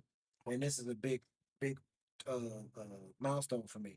So I got a 5-year sober record coming out, and it's like grunge meets 80s pop meets hip hop. Like I'm excited. I'm ready to hear that already. Yeah, it's fun. Because that's kind of what, like, you know, with Euphonic, that's what I get from it. So many different things that it reminds me of, like so many different eras of music, even, you know what I'm saying? But at the same time, really the 90s. It was definitely 90s and coded. then bringing it to 2025. Yeah, you know what I'm saying? It was definitely 90s coded. This one, I can't wait for y'all to hear it because, like, it's 80s coded. It's full, there's a guitar solo in it that sounds like a wind machine's blow. Like, you know what I'm talking about with the white suit coat? And I mean, you just gotta hear it. Like, we were hearing the beat, and because the beat is originally produced by a guy named Dave Owen, and we were just like, but it's just a little loop. And we were like, how do we build on this? And it has this very lo-fi 80s sound. And we're like, let's just lean into it. Like, this is fucking, like, it's just an 80s right lo-fi record, but like with some guitars and some, you know, for depth. But like, I'm looking forward to releasing that because I feel like now, you know, you got people like Bates who are giving you bangers and talking about street life from a certain perspective. You got T-Double, who's like the premier gangster, but also a lyricist. You got Bo, who's a lyricist. You know, you got Rockwell Knuckles, like iconic, big vocal stuff. So like for me, I want to give people like moments, feelings. Like I feel like that's what I mean, I could rap, but I think the thing I could do is because of my experience in music licensing, is taught me how to like curate these very, very specific sounds. So maybe it won't be for everyone, but then even in that moment, you could be like, Because I had it wasn't just you. It's been such an honor to have people in St. Louis, black folks, come up to me and show me love for giving them those rock records, but not like in a I'm a rock guy because you got Yeah. Steve Ewins for that, but like giving you almost like modern, I don't know, like I don't want to say urban, but modern North Side feel of a rock record. So it feels like it belongs to them, but it still feels like rock music. So Yeah, and that's the thing about it is like when I do hear rock, sometimes it doesn't feel like it's authentic. It Yeah. don't feel like it got the soul in it, the passion. It's just like cookie cutter yeah, rock music. or it's not for you. Or- Like it's or- rock or- music, yeah. but it's not your. It's not like people will make a rock song, but they'll make a rock song. So they're still talking to a rock audience. Yeah. Where I'm like, I don't know nothing about rock and roll. I just know the parts of it I like. So it's still like a rap. I'm still in a rap record. Right. It's just got all these rock elements in it. So like, Yeah, and that's what like what you just said is the reason why I love like Rage Against the Machine. oh yeah, Rage is crazy. Because it was rock, but it was like them lyrics is not like Yeah. what he's talking You're about. talking to me. I know people, and this is what we going through, and then stuff like that. Yeah. So I get that, and that's the thing with the album as well is like I feel like a lot of people when they first see you, they might say, "Oh, well, this is like a rock guy." They don't, Yeah. the premise why they might not say, "Oh, well, this is a guy that maybe I could test." Yeah. Then when they really listen to this, it's like, nah, I've been all the places that you've been. I'm from the north side. Yeah. I'm battling oppression because I hear it in the lyrics. Like, you know what I'm saying? Even though you say here and broke it down, like this album is about this specific thing. There's all these other layers to Oh it. And yeah. I'm You know, you gotta observe, like, dude, when you listen to like Ghetto Mosh Pit, the thing is we try to separate ourselves from our environment too much. But because we want to feel like we have some control. It's like the difference when you I don't know if you ever drive through Wilson, but I drive through Wilson all the time. And niggas will be crossing the street like they want you to hit them. oh man, they do that damn near Oh, everywhere, oh, right? Or it's a sidewalk and they walking in the middle of the street. Right. But I think this because they just want to feel like they have some control, man. But that's part of feeling oppressed. So like that song is me going like I'm starting to look at my surroundings. The song before this talking about my mom, how we were homeless when I was born. When I was first 2-3 years of my life, we was in the projects or we were in the street. Mhm. You know what I'm saying? So it's like that molds you. But then you start to ask why. Like, why was it like that? And then you start to look at the environment and go, oh, fuck, man. Like, you know what I'm saying? Yeah. Like, so yeah. So it's definitely, those are elements there because people want to make distinctions. They want to separate all this stuff out instead of realizing that it's, I'm not saying it's one-to-one, but it's all connected. Connected. Nah, for real. That's facts. Well, you talking about the Avengers. Even locally, Midwest Avengers, Big Shout, you talking about rock and roll music, yeah. Yeah. They definitely do their thing. They got more of a headbanger approach to it. Because that's the thing, black folks got to recognize rock music is diverse. Yeah. And we can tap into any of it. All of it is there for you. All of them sounds belong to you. You know what I'm saying? I think someone once told me Midwest Avengers was like kind of like punk. Like kind of like they felt like it was punk. But I definitely get the headbanger. Yeah, they're more of a headbanger Mosh pit thing. type Like, get crazy. For some people that is punk. Though, That's you true. know, like that it's about the perspective. You know what I'm saying? A lot of people don't realize how can I say this? How close punk and hip hop is because it's very close. Not Especially in messaging. yeah, and not necessarily the sound, but in the problems that they had to be able to play and in the message, you know what I'm saying? And then if you go and listen to certain time periods in hip hop, the sounds were closer. Some of Yeah, the that's true instruments too. sound- Yeah. the sound got closer. We just moved into like people don't recognize like how much capitalism and just money affects sonics.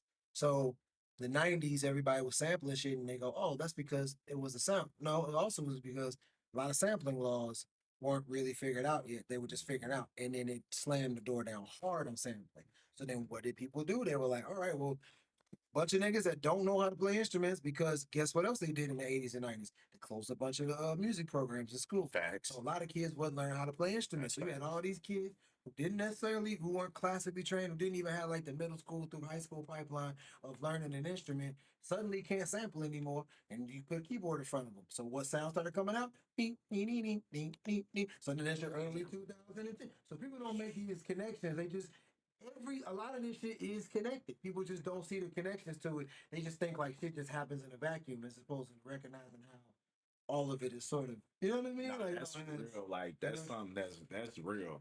Like it's something that I think about, but I ain't think about in that way. yeah, You know, but that makes a lot of sense. Like you show right. yeah. I mean, I'm not saying it's one to one, but it does over time. Those things have an impact on the sound that we curate and that we put out there. I think someone even said that hip hop's entire creation was because of cuts to like school programs and people had nothing to do. I'm don't quote me on this, but somebody put me on it that like even that first party in the '70s that Cool Herc threw was a direct reaction to like budgets being cut and niggas was like, all right, well, what we gonna do? Like, I throw a party out here, and then Wow. you know what I'm saying? Went from that And to just keep evolving. yeah, man, it's crazy. We make something out of nothing all the time, don't we? Yeah, yeah. Well, shit, we ain't Yeah, we do. had to. You know what I'm saying? We had to. It's true. So Yeah. many groups over the years you've been in. Now you're with Rotten, Yeah. Revenge of the Nerds. Yeah, man. How Big did- shout out. Greg Riddle, Supreme Soul, my guys. Yeah, big shout out to them. That's how I met you. I met you guys, I believe. I know the first time I seen you perform.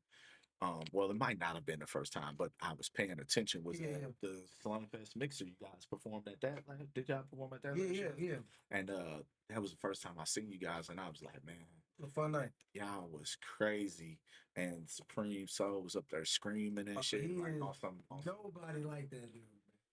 nobody like him. Nobody's like him. Oh, Nobody nobody's is like like him. him. Yeah, Yeah, he was nah. one of one. Yeah, no, for real. Like, and I was having such a good time when he was doing that shit because Yeah. it was funny, but it sounded good. You know, like, bro, Mhm. you actually do that. Like, everybody can't scream. You know, Bro, I cannot. screaming is He's doing the screaming vocals on Ghetto Mosh Pit too. okay. Yeah. We had him come in. The record would not be what it is without his vocals. He is. So, how did you guys come about? How long have you guys been a group? Okay, I'm terrible with times. I Okay. don't remember exactly. Okay. Maybe 3 years. 3 years. What happened was there was a event called Melee on the Mississippi, Okay. and it's brought to you by I think Fresh Produce puts it together. And what they do is they pick 4 rappers and 4 producers, and they pair you up, Got you. and you have to do like a music competition. So it's like 5 rounds. I think it's 3 songs together, like a beat and a rap, and then there's a round where you do an acapella and a round where it's just an instrumental. And Rick Riddles was in it, and so was I. And I knew him. I knew he was dope. But like we on stage, and we on the same side of the stage. And every time I'm thinking like I'm killing this shit, Rick would get up there and just demolish it. I'm just like, so after the show, I'm like, bro, we do something. You know, he's like, yeah, you know, and it was one of them like, you know, niggas always talking about doing something. And then we ended up going on the road together. We went to Columbia, and it was me, him, because we had a mutual producer friend, Capo. So all 3 of us went. Okay. Shout out to Capo. Big shout out to Capo. Capo. And we did it again. We're like, yo, we gotta work together. We gotta do something. I did an event. I do this thing, and rappers steal this. If you guys are watching, steal this idea, please use this. When I do a show, He giving you permission. when I do a show with rappers that I don't rock with like that, because we all do all these big shows together. To market the show, I'll get everyone together in the studio, and we'll do a song together. And then I'll use that song in all of the marketing. And then during the show, we'll perform it and maybe even release it. Because what that does for me is all the individual fan bases have one thing to marshal around. Because otherwise, you got these disparate fan bases that don't. I'm coming to see my cousin. I don't care about you. Hey, look, that's really smart because now that keeps the artist in the house. Yeah, yeah. Now we got to do the big song at the end of the show. Don't go nowhere. Don't go nowhere. We got to do the big song together. That's And fucking smart. everyone's looking forward to that record. So we did a song like that called "Stay Stupid," and that was the first time I worked with Supreme Soul because he was booked on the show, Okay. and he destroyed it. And I remember like my producer, me and him are sitting in the studio working on the record, and my producer thinks on me, he's like, Adrian, he's like, what the fuck was that first? It was I'm like Supreme Soul. So it was just in my head. So we would do that song all the time. So now Rec Riddles, me, Supreme Soul are behind backstage in the green room or something at Four Hands. And I'm just like, bros, we need to do something. Like comes up again. And like, all right, cool. Let's do that. So I was talking about it. I was like, we'll call it Revenge of the Nerds. I'm just being silly. So we're all laughing, like, oh, that's a fun idea. Let's do it. I get in the car, I'm driving, and I go, Revenge of the Nerds. ROTN. And this is how I know I'm a nerdy ass nigga. I was like, we're doing a project just because that name is well, like, I don't care. So I had to go to LA like that next day. So I'm flying to LA. And my whole time in LA, I think I was there for like a week. My whole time out there, all I'm doing is finding beats and putting them together and writing hooks. So I book studio time, I fly back, I record the hook ideas. I send them the beats or whatever. They come to the studio, I think a week after that, and we record what's called it's just called what's it called? Tight Beats, because it was all YouTube beats. So we call it, it's a project called Riding Tight Beats. It's on Bandcamp. And I don't care what nobody say. It's fucking crazy. That I will put just that against any group in the city. Not even talk about our newest shit. It's respectfully, I wouldn't even say this about my own shit. None of y'all niggas fucking with Rod. Step your shit up. That project alone, because we're rapping on it, but it's catchy. It's crazy. It gets in your shit, bro. Ben and Dre's played one of our songs at the Platypus. They're the club night. And the girls there was no distinction. Like it just like it wasn't like, suddenly you're playing something that doesn't fit. It was like they playing Kendrick Lamar, whatever, they playing a dance. I think they're playing Goosebumps. I get my goosebumps every time. They playing that and girls dancing. And then he snuck in our shit. Yeah. So it's like it's got that thing niggas looking for, but without giving up authenticity, lyricism, that kind of vibe. Like it's just, and that's when I knew I was like, bro, this is something different. Like, we would be further along. We will probably be more successful. But we made a decision as a group not to push it because our brotherhood is more important, and you lose something when you turn it into a business. So instead of it being run like a business, I run it like a family thing. So like I pay for the recording and the production stuff, and they pitch in on all the other shit. But we just do it as like we don't keep records, we don't rehearse. It's just a thing for us to come together as brothers and sit and talk and make sure everybody all right. You know what I'm saying? Like when niggas going through something, we got a home base to sort of. That's dope. Yeah. Yeah. That way, y'all made it where the business never affects the friendship. No, it ain't a business. We tell you that all the time. You want to be famous, nigga, get off your ass and go. It better be your solo career, because this is where we come together so that we're safe and we feel like as black men, we got somewhere to go that no judgment, no hate, you didn't show up on time, you were late to this, and you don't know that part. So we'll be on stage and nobody came to see you hold it. Yeah, it's none of that. It's none of that. Because it's about the joy and the love. So it's like the down part to it is that we'll pass up on opportunities, we'll turn down certain things that don't work for us. We won't do certain stuff we don't rehearse. There's certain things that don't make it conducive to a business, but because of that, it keeps it friendly and loving and just a warm place for niggas to go. And that's dope, because when I see y'all perform, it don't seem like y'all don't rehearse. I mean, drive around in the car and listen to the song. I wouldn't say it don't. It doesn't seem that way. 100%. I was blessed to be a part of that. Damon is a promo goat. Oh yeah, we did a record with Riley B, man. Dude got a crazy Kevin Durant bar. It was so good. Riley B is a goat of the city. Yeah, he's one of the greats. So yeah, that's dope. Do y'all got anything, y'all working on now? Working on something? So when y'all put out music, I've got the cassette back. Yeah. But do you put it on streamers and stuff, right? Sometimes. So what we want to do with that, like with that in particular, there might be one or two songs down the line that'll come out, but we want that to exist as a thing that like people who have it should know that will never exist. That will never exist in any other way. Like it won't come out suddenly as a CD or on streamers, because then it sort of cheapens it. Like there are only 25 of those tapes. So I think one of those songs is scheduled. Fuck it, I'll just say it. So yeah, we're working on something, and then one of the songs might be on streamers next year. That's dope. I got one of 25. Yeah, Yeah, man. and I do feel like that is a thing, like with your artistry and your brand now. I be saying it all the time on my reviews. If you could get 100 people who will spend $100 every time you bring something out, that's your fan base, right? So like you got the vinyl, then if you had a T-shirt and you had something else, and that all equals about $100, and you got a fan base to spend it with you, Yeah. that's your, how can you grow on that? But it doesn't have to be. I feel like now we've got this thing of like, I got to put this shit everywhere. I was going live on Facebook Yeah, and Twitch yeah, and YouTube yeah. for a long time. And then I said, now I'm finna just go live on Twitch because y'all think y'all could just see me whenever, wherever, and I'm too accessible to y'all.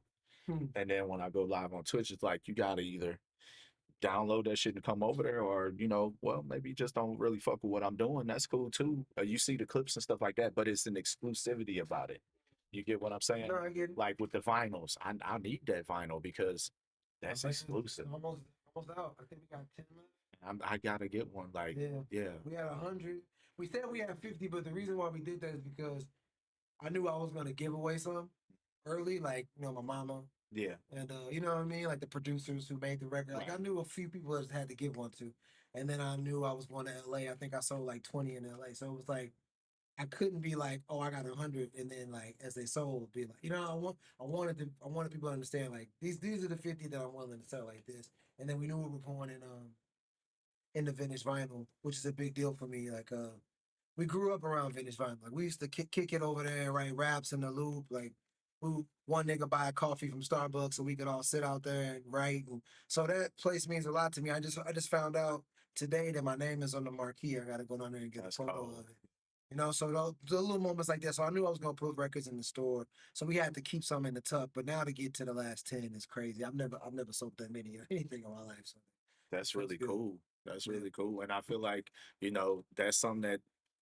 artists should be looking at, is like the music is like, it's to a point where now it's like it's just accessible. Like Yeah. we can listen to it anywhere. But having something that we can actually hold and touch and feel and Yeah. bring to get signed, it's like I love that artists are bringing that back. Yeah. You know, And I get all of the sides of the arguments. Like, people are poor, and then I get it, but It's you have to make some decisions about.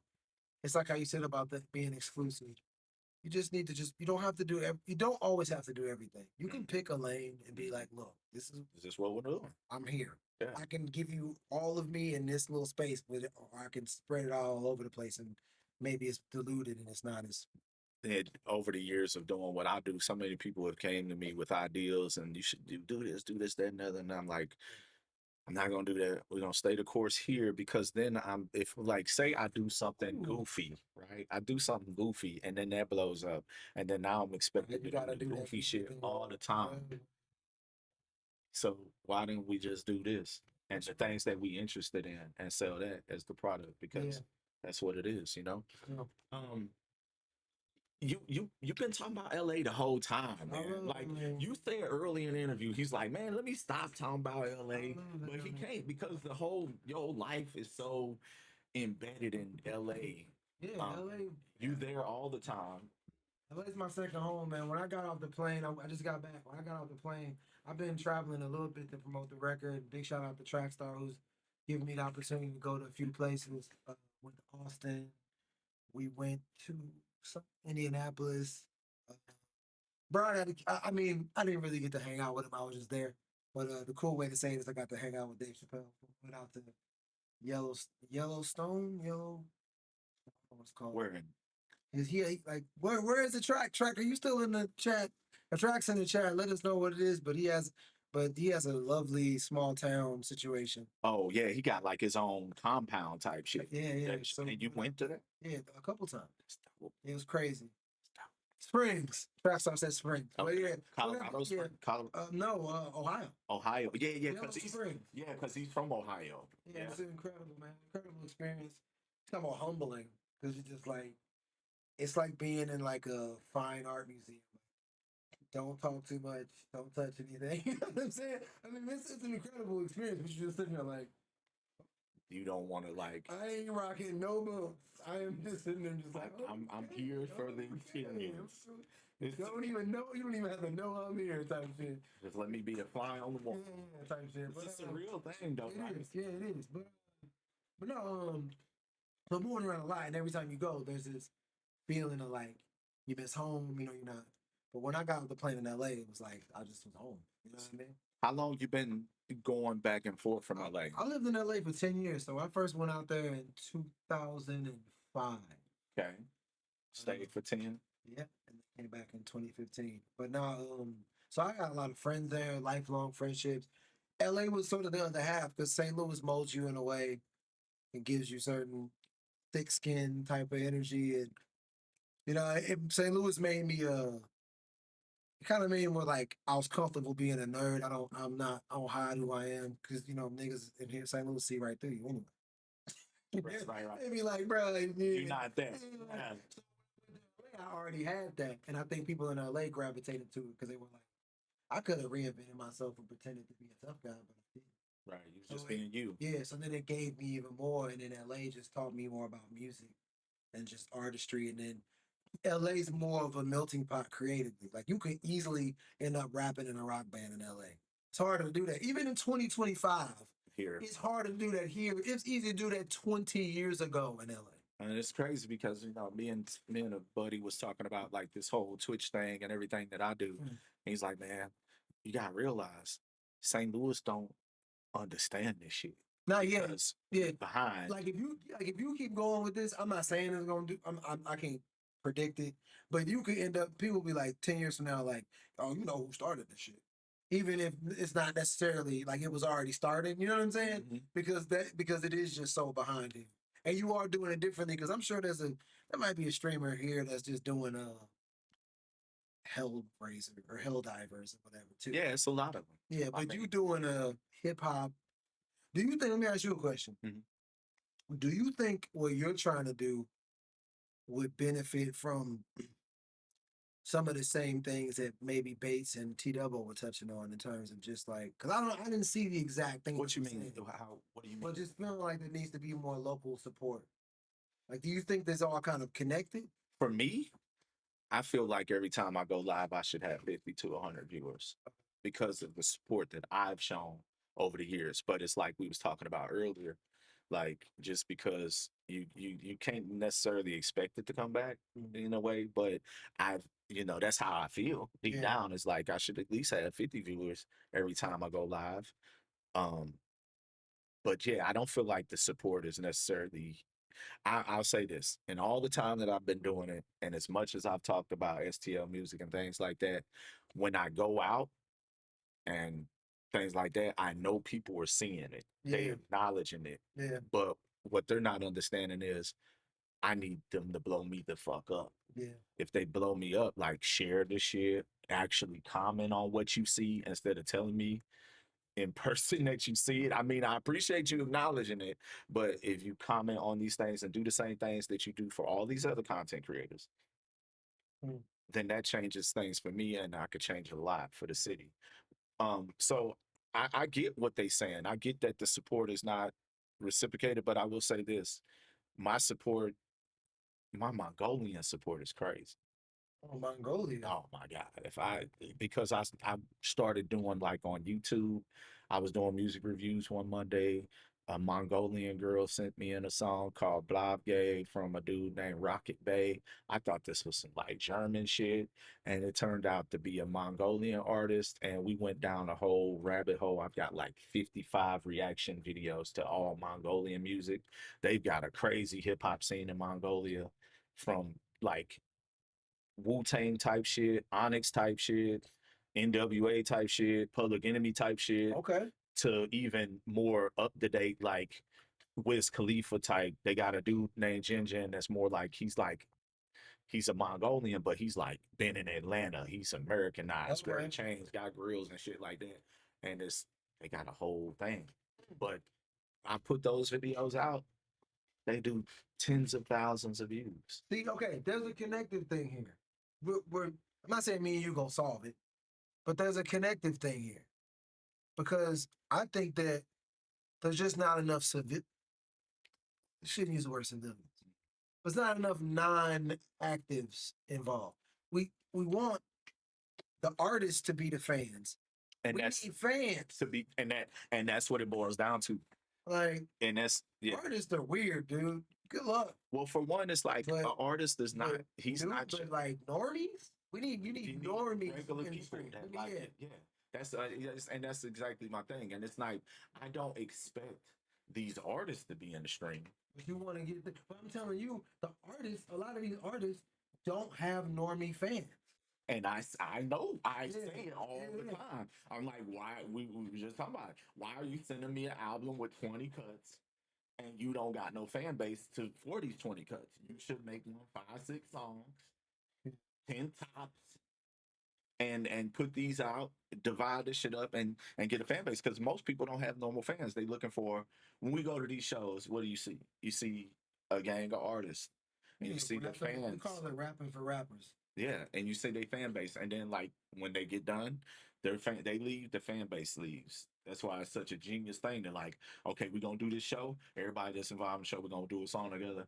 Now they gotta stay to do that song Yeah. at the end of the show. I It's mean, I genius. just also like I like that being an after effect, but my want to do it was like documentation of this. It's like when you meet an artist, I know you used to rap or even or do rap. Well, I don't know the status of that, but I know you understand this. You meet an artist, and the first thing when they like you as an artist is to be like, let's do a song together. Mhm.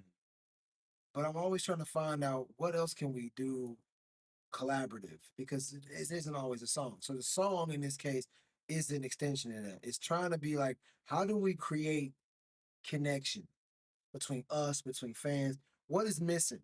So the song wasn't just to be like, yeah, I want your fans to stay. It was to be like, you can introduce me to those people Mhm. on your own time because you're not.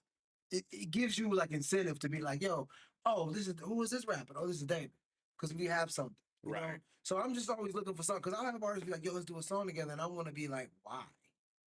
Not saying we shouldn't do a record, but It's just why what's don't we have lunch? Why don't we and I do an event? A Or, hundred- I don't know something. 100% get that. Like with the streaming shit, a lot of Yeah. people want to do stuff, and it's like, I don't want to do anything with you if you can't come sit with me Yeah, at some point because Yeah. this internet should be fake, and I don't really know who you are yeah.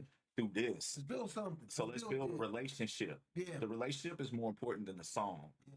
Like my son, he's got a clothing line, and he said, Right. my oldest son got a clothing line called Blair Bella in the city. Okay. He quit his job about 4 months ago now, and about 8 months before that, he's sitting right here, had a conversation with me. He was like, I want to do this, that, and other. I was like, start now. He was like, but I can't. I need sewing machine, this, that, and other. I was like, you're a stylist, style people. So he started styling different artists that he knows around the city. Worked his money up, what from his regular job, saved, got his shit, and now he's doing all this. He got a clothing line in the city called Blair Bella, doing pop-up shops like every other Blair day. Bella. Blair Bella. I'm about to check Yeah, that out. every other day doing like pop-up shops. Every week he's doing at least 2 or 3 pop-up shops. And yeah, but it's just to drive, just wanting to do it. You know what I'm Mhm. saying? It's just learning how to do it. So Respect. and That's and dope. and I really fuck with that. You know what I'm saying? Because just starting with whatever you got. You know what I mean? Yeah, yeah. That's a big thing. But like the thing is, like going back to what you said, why are we collaborating? I collaborate with you, but what's the next thing? Yeah. What is the relationship that we building? You Yeah. know What do you want to do? I mean, because it takes multiple things for me to want to work with someone. Because someone said, don't ask me to do a record with you and then you're not gonna put it out. And I Mhm. understand the spirit of that. I do, but also putting records out, put it out how? Cause yeah, okay, you can do a song with me and then drop it, but you just put it on socials and then That is it. so. Yeah. So I'm more like, when someone asks me to do a record, I have a 3-step process. I say, first of all, I'm even entertaining. Let's say I'm entertaining. I say, okay, if I like the song, I'll write something to it. If I like what I write, I'll record it. And if I like what I recorded, I'll send it to you. Like, that's my process. I don't charge for stuff because if you charge, then if anyone can meet the price, that you just end up doing anything. Mhm. And you don't, and rappers, I'm sorry, maybe you do, but it's been my experience. I ain't never made no money doing a feature. Not really. Not really. Right, I right. ain't never made no real the time and effort, the time it took me to write it. I get paid to write records. I could be doing so. I could be taking a nap Mm. for that $100. And Respect. right, right. I'm just saying. So I just do it out of love. So when it comes to collabing, it's like we need to get more creative. Riley said I'm the king of the promo or promo go, and lately I just been feeling a little burnt out because I don't want to keep doing the same things. Like I'm trying to figure something. I'm in a cocoon stage Mm. because I'm trying to come up with something that feels more unique, and not from a standpoint of just being successful. Because if you get too caught up in the numbers, you burn out. So just something that feels fulfilling. Like when Right, I'm right, making it, I'm like, oh, they see this. Like when it gives me that vibe. You know what I'm saying? Right. I want that again. So I'm searching for that. That's a hard thing to Oh, man. find. Yes, sir. Okay, so like in the process of rolling out the Euphonic album, Yeah. you had like the listening party at Mhm. Blueberry Hill, right? And Well, release party. well, release party. Yeah. Yeah, you had that. You had some dope acts over there and everything like that. You in one of the videos for that you mentioned you was almost killed outside of there, Oh yeah. Yeah. and I was waiting on that story to be. So now you here, and you get to, what the fuck? What happened? with that? Okay. So I'll tell you about Pangea. Yeah.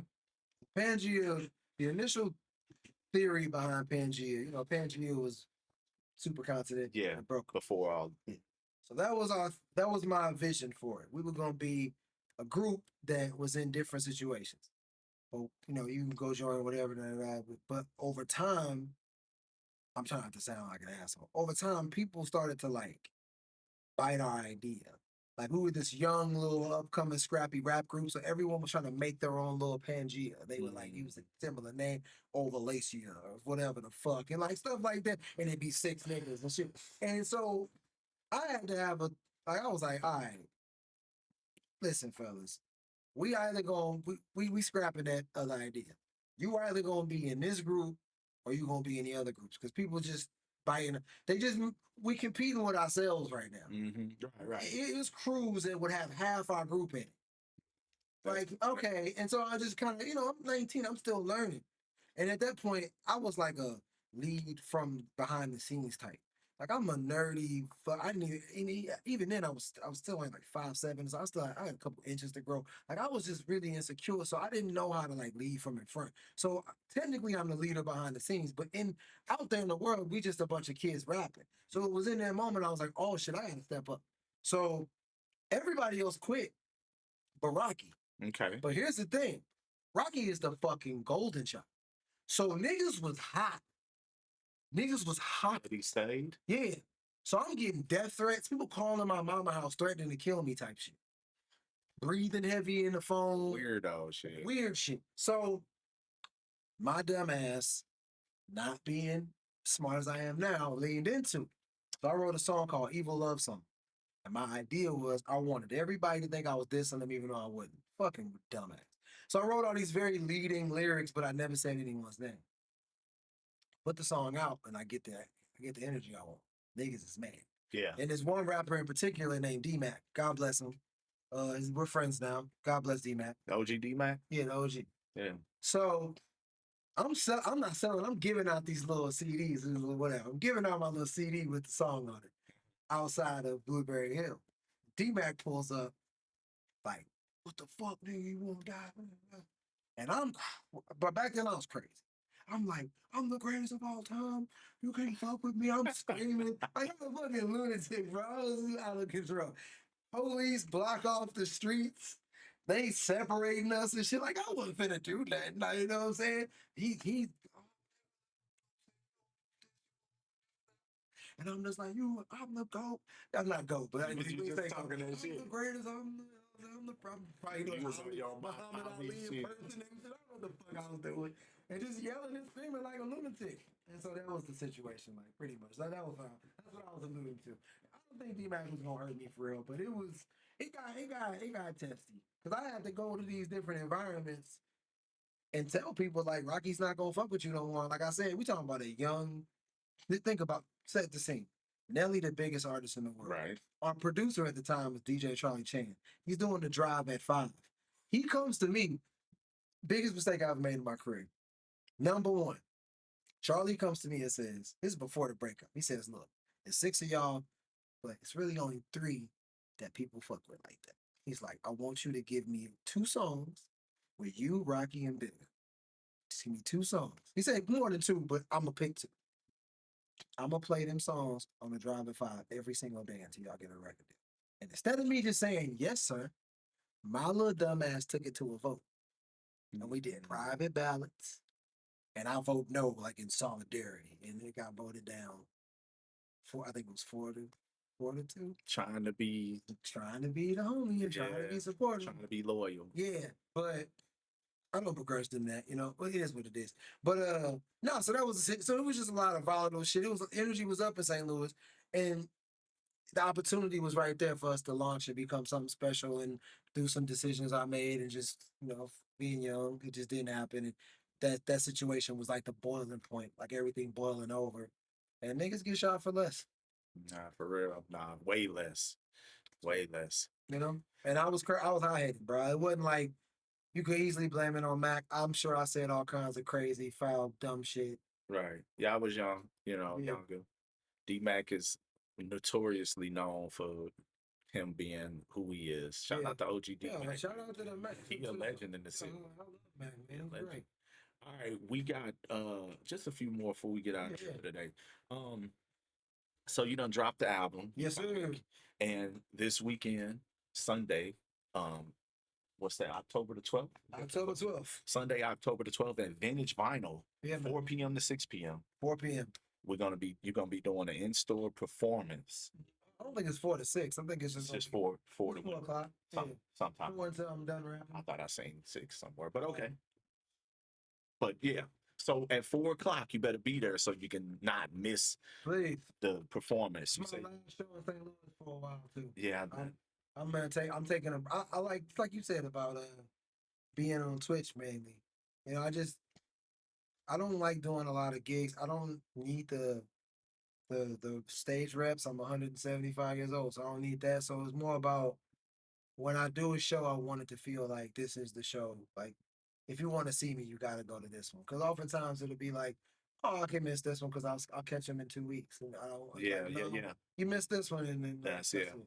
I've been seeing a lot of artists around the city like this is gonna be my last show in the city for a while. Yeah, it's just too much. It's oversaturated, man. Mhm. And it's more events in St. Louis than people That's real. to go to. And I think a lot of the times events aren't well planned. They ain't looking at other big events that are happening Yeah. on the same day as some events, and it takes away from things. I do feel that like oversaturated. You know what I'm saying? There's a lot of that. Make music great again. We trying, bro. Yeah. Shout out to Sound Waves. I think the thing about making music great again is there's so many other factors that go into records that people don't understand. It's not just about making a good song. You got to make people feel something. Yeah. Give them something. Make them connect with you as an artist. Connect with you won't like how Taylor Swift does it in fans. Then people feel like her success is their success. You need to connect with your Same people like thing that. with Beyonce. Yep. It's a passion, and it's just like the connectivity, the relatability. I tell artists all the time, being able to show Passion. vulnerability. Yeah.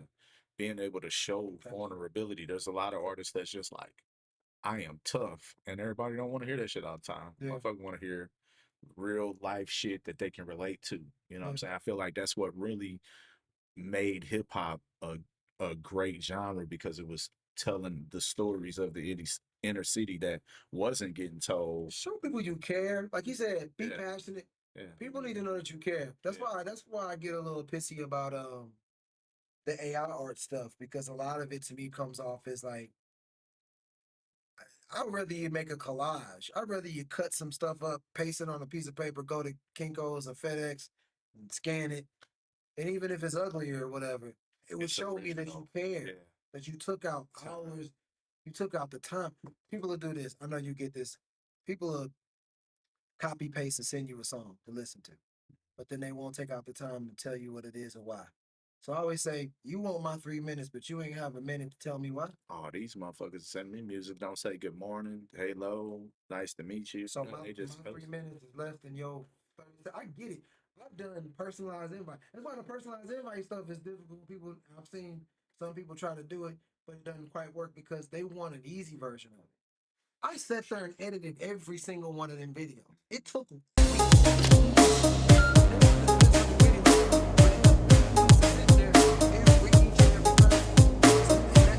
that's what people. I feel like that's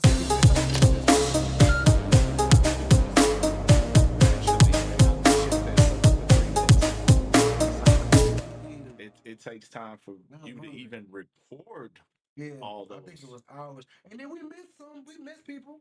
We go, oh fuck. It'll be a because you just but it's human. But it's human. And I think what people feel is the humanity of it.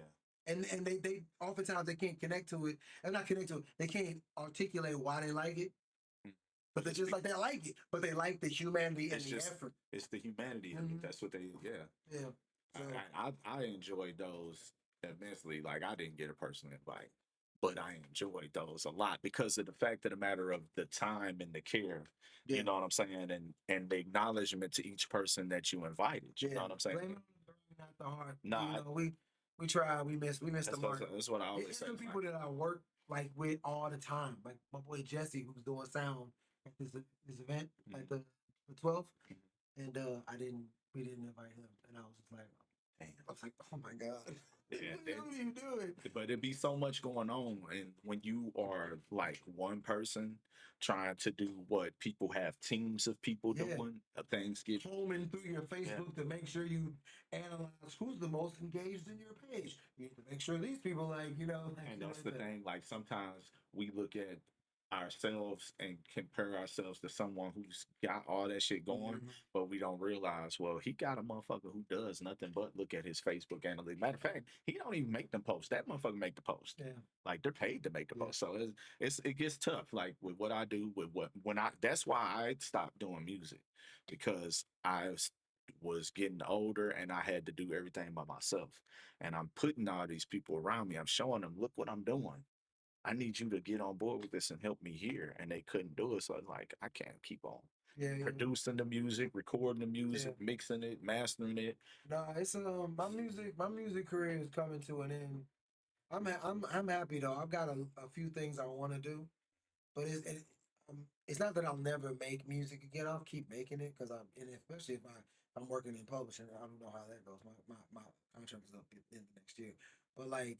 I have a list of things I want to do, but you're right, man. Like there's so many things I want to do in my life, but to operate at the level I'm operating in, I have to sacrifice everything. Like people don't understand, like the difference between me and another artist that you might like. And if y'all take out the time, go listen to my catalog, and whether you like me or not, you will hear the distinct difference between what I do and what these other niggas do. Do not compare me to these other niggas with respect, because the level of time and energy and effort I put into my work. These niggas, even your favorite rapper, unless we're talking about like Kendrick Lamar or somebody like that, trust me, your favorite rapper does not work. It's not even in the same level. Because I don't have a woman in my life. I don't have friends outside of work. I don't have hobbies. I go to the studio and I go to the gym. And that's the life. And that's it. And so I'm like, we wake up and you like, I'm old. I don't want to do this. Like, I don't know. I want to go to the Grand Canyon. And just chill. I want to go, you know what I'm saying? Something. Yeah. I want to go to that one place in the hill with the good pasta or something. Like stuff that you just don't even think about, because the blinders have been on for so long that you can't even see what's to your right and your left. Everything has been the goal. So I feel like I'm gonna give that to people for a couple more years. I got a couple more things I want to do, and then it's time to do something else. I feel that for real. Okay, so. What's in store for 2026? You still got a year or 3 left for us. Let's just say, I'm just gonna say some stuff I'm not gonna say to nobody, because it's just us. I'm pretending ain't nobody. It's just me and you talking. The second record, Rubicon, is in works. It's gonna be so different than this one, because I feel like you didn't start this, but you helped solidify that I was gonna do this. Like I already was working on it, and then you said that thing about Megalodon, and I was like, oh, you want modern? So Rubicon. See, he was up. Good artists are petty, dog. I'm sorry. You call my shit old school? Oh, you watch this. You won't buy. You want bops? Okay.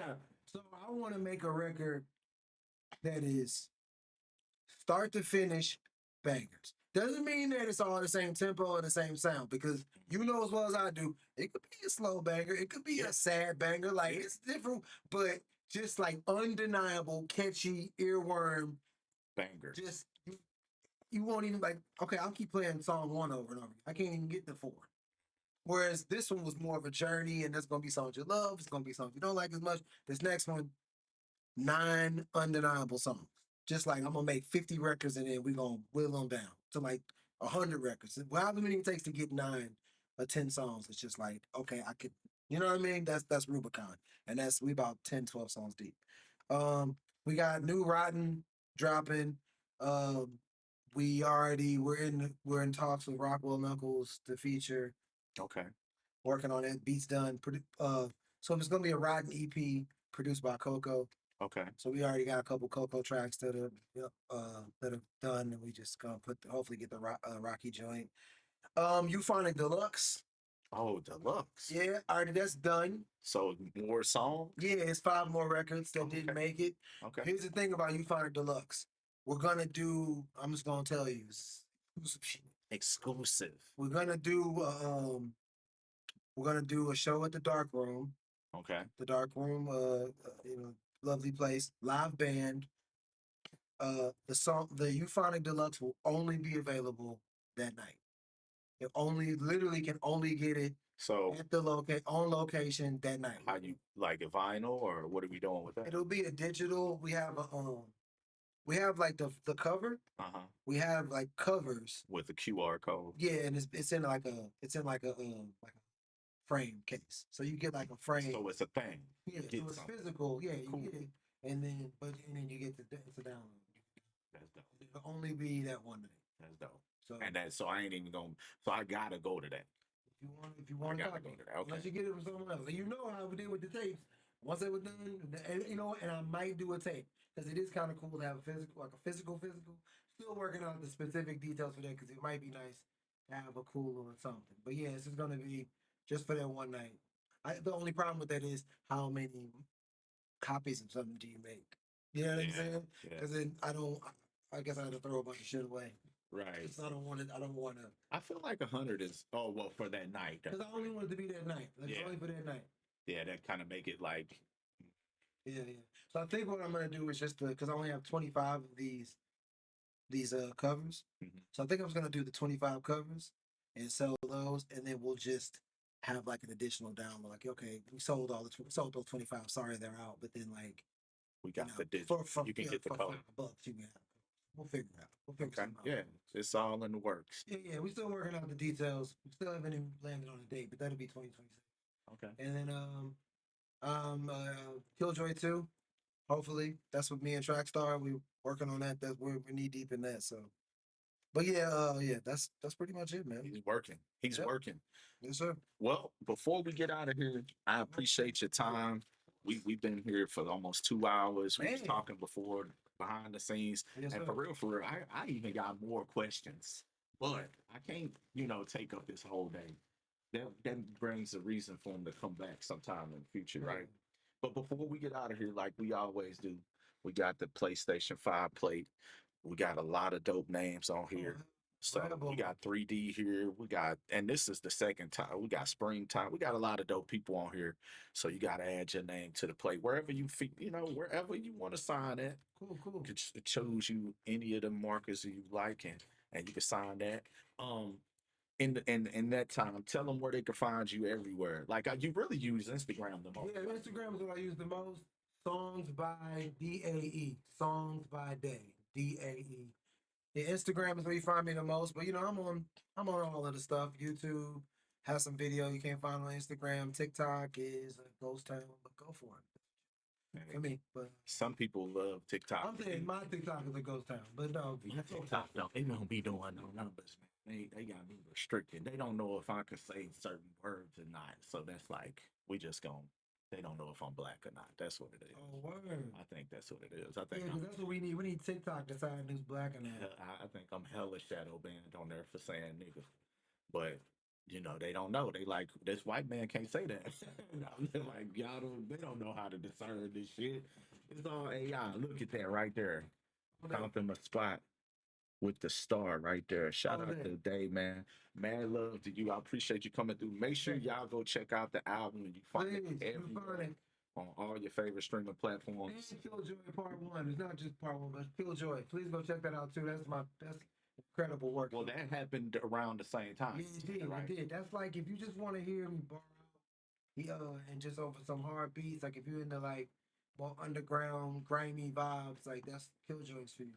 Okay, check that out as well. Make sure y'all follow them everywhere. Go listen to the music on all your favorite streaming platforms. And we're going to get out of here for the day. Mad love to everybody who tuned in. Until the next time, y'all. Peace.